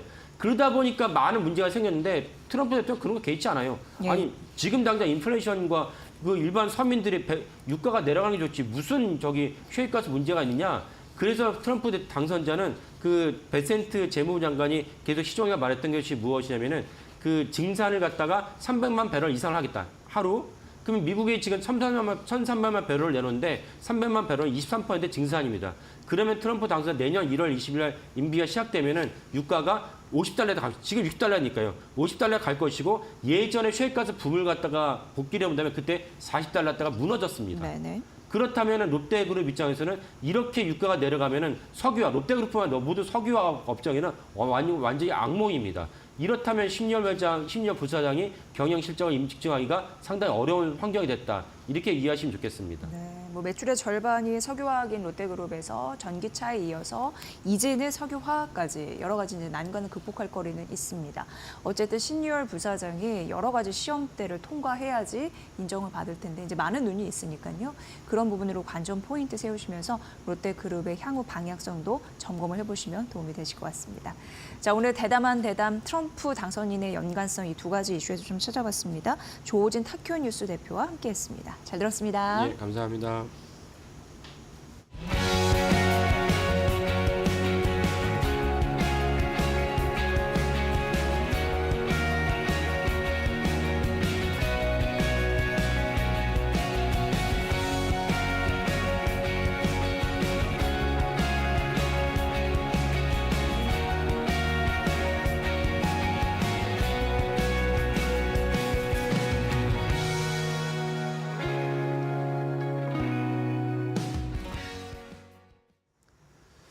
자, 지금 시장의 낙폭이 더 크게 나타나고 있습니다. 장 초반에 조금 뭐 안정되는가 싶었는데 지금 뉴스들이 계속 나오면서 공수처에서는 대통령 체포 가능성도 검토하겠다. 경찰 특별수사단에서도 역시 긴급 체포나 출국 금지도 검토하고 있다. 검찰에서는 지금 방첩사령부나 계엄과 관련된 기관들을 압수수색하고 있습니다. 이런 뉴스가 쏟아지니까 지수가 더 불안감을 느끼면서 하락세가 깊어지고 있는데요. 자, 주말 사이에 많이들 보셨을 겁니다. 자, 시장이 그야말로 녹아내리고 있습니다. 지수나 종목들의 주가가 엄청나게 떨어지고 있는 상황인데 자, 계엄과 그리고 탄핵소추 불성립에 우리 시장이 고통받고 있는 상황인데 과연 앞으로의 추이가 어떻게 될까요? 잘 한번 살펴봐야 되겠습니다. 자, 일단은 말씀드렸듯이 사흘 동안 지난 12월 3일 이후에 4일부터 우리 시장 계엄 때문에 시장이 크게 흔들렸습니다. 그리고 나서 지난 금요일까지 코스피와 코스닥에서 시가총액이 62조 원이 사라져 버렸습니다. 현대차 한 기업의 시가총액이 지금 42조 원 정도인데 이런 큰 대기업 하나의 시총이 그냥 사라져 버린 겁니다. 불과 지난주에 3, 4일 만에 이런 시장의 변화가 나타난 것인데요. 자, 그렇다면 어쨌든 탄핵 정국의 이 소용돌이에 휘말린 시장, 과거에는 어땠을까요? 두 번의 우리가 탄핵의 경험이 있었습니다. 2004년 노무현 대통령 때 탄핵으로 한번 과거로 돌아가 볼까요? 자, 그때 과거의 노무현 대통령이 한국방송기자클럽에서 한 발언 때문에 이게 정치적 중립을 위반했다라는 이유 때문에 야당에서 탄핵을 소추했습니다. 이러면서 탄핵 논의가 시작이 됐고 탄핵 소추안이 발의가 됐는데 이 노무현 대통령이 그때 발언한 게 2월 24일이었고요. 탄핵 소추안이 발의가 된 것이 3월 9일이었고 빠르게 투표를 하면서 탄핵 소추안 가결이 된 것이 3월 12일입니다. 그러니까 한 달 이내에 불확실성이 해소가 됐고 결국에 가결이 된 이후에 오히려 주가가 올라갔습니다. 그리고 나서 그 뒤로는 주가가 많이 떨어졌는데 이때는 이 외부적인 변수 때문이었습니다. 이때 미국이 금리 인상을 하겠다라는 이슈가 있었으면서 그리고 나서 어쨌든 탄핵이 결정되고 나서는 주가가 오르다가 미국 때문에 주가가 훅 떨어지는 양상이 나타났었습니다. 자, 그러면 박근혜 대통령 때는 어땠을까요? 2016년 때 최순실의 태블릿 PC가 공개가 됐죠. 이게 10월 24일 때였습니다. 보도가 나온 게 10월 24일이었고 그리고 나서 여러 가지 논란과 뉴스 이런 것들 때문에 복잡한 상황이 발생이 됐고 12월 3일에 결국에 탄핵 소추안을 발의했고 가결된 게 12월 9일이었습니다. 그러니까 한 달 반 정도의 불확실성, 그때는 주가가 떨어졌고요. 결국에는 가결되고 나서 주가가 튀어올랐습니다. 그리고 여기에서 추가적으로 더 올랐던 건 트럼프 당선인 때문에 그 당시에 트럼프가 1기로 당선됐을 때 주가가 트럼프 랠리 때문에 함께 올라간 그런 상황이었습니다. 자, 그렇다면 결론적으로 두 번의 탄핵 시기 때 봤을 때 이 불안한 시기, 이 불확실성한 시기가 짧아야 된다는 게 가장 중요합니다. 우리 시장에게는요. 지금 중요한 건 시간입니다. 빠른 결론을 내줘야 우리 시장이 부담을 덜 받게 됩니다. 탄핵 정국으로 불확실성이 길어지면 우리 시장에게는 부정적일 수밖에 없고요. 추가적으로 더 하락이 나올 수밖에 없습니다. 국민적 여론이 어쨌든 분명해지면 시장이나 외국인들은 불확실성이 해소됐다라는 것을 과거의 경험에서 느낄 수 있었고요. 자, 결국에 정치적 불확실성이 줄어들고 나면 그 다음에는 미국 시장이라든지 이 대외적인 여건에 주가가 반등할 수 있다라는 것을 우리가 함께 확인해 볼 수 있었습니다.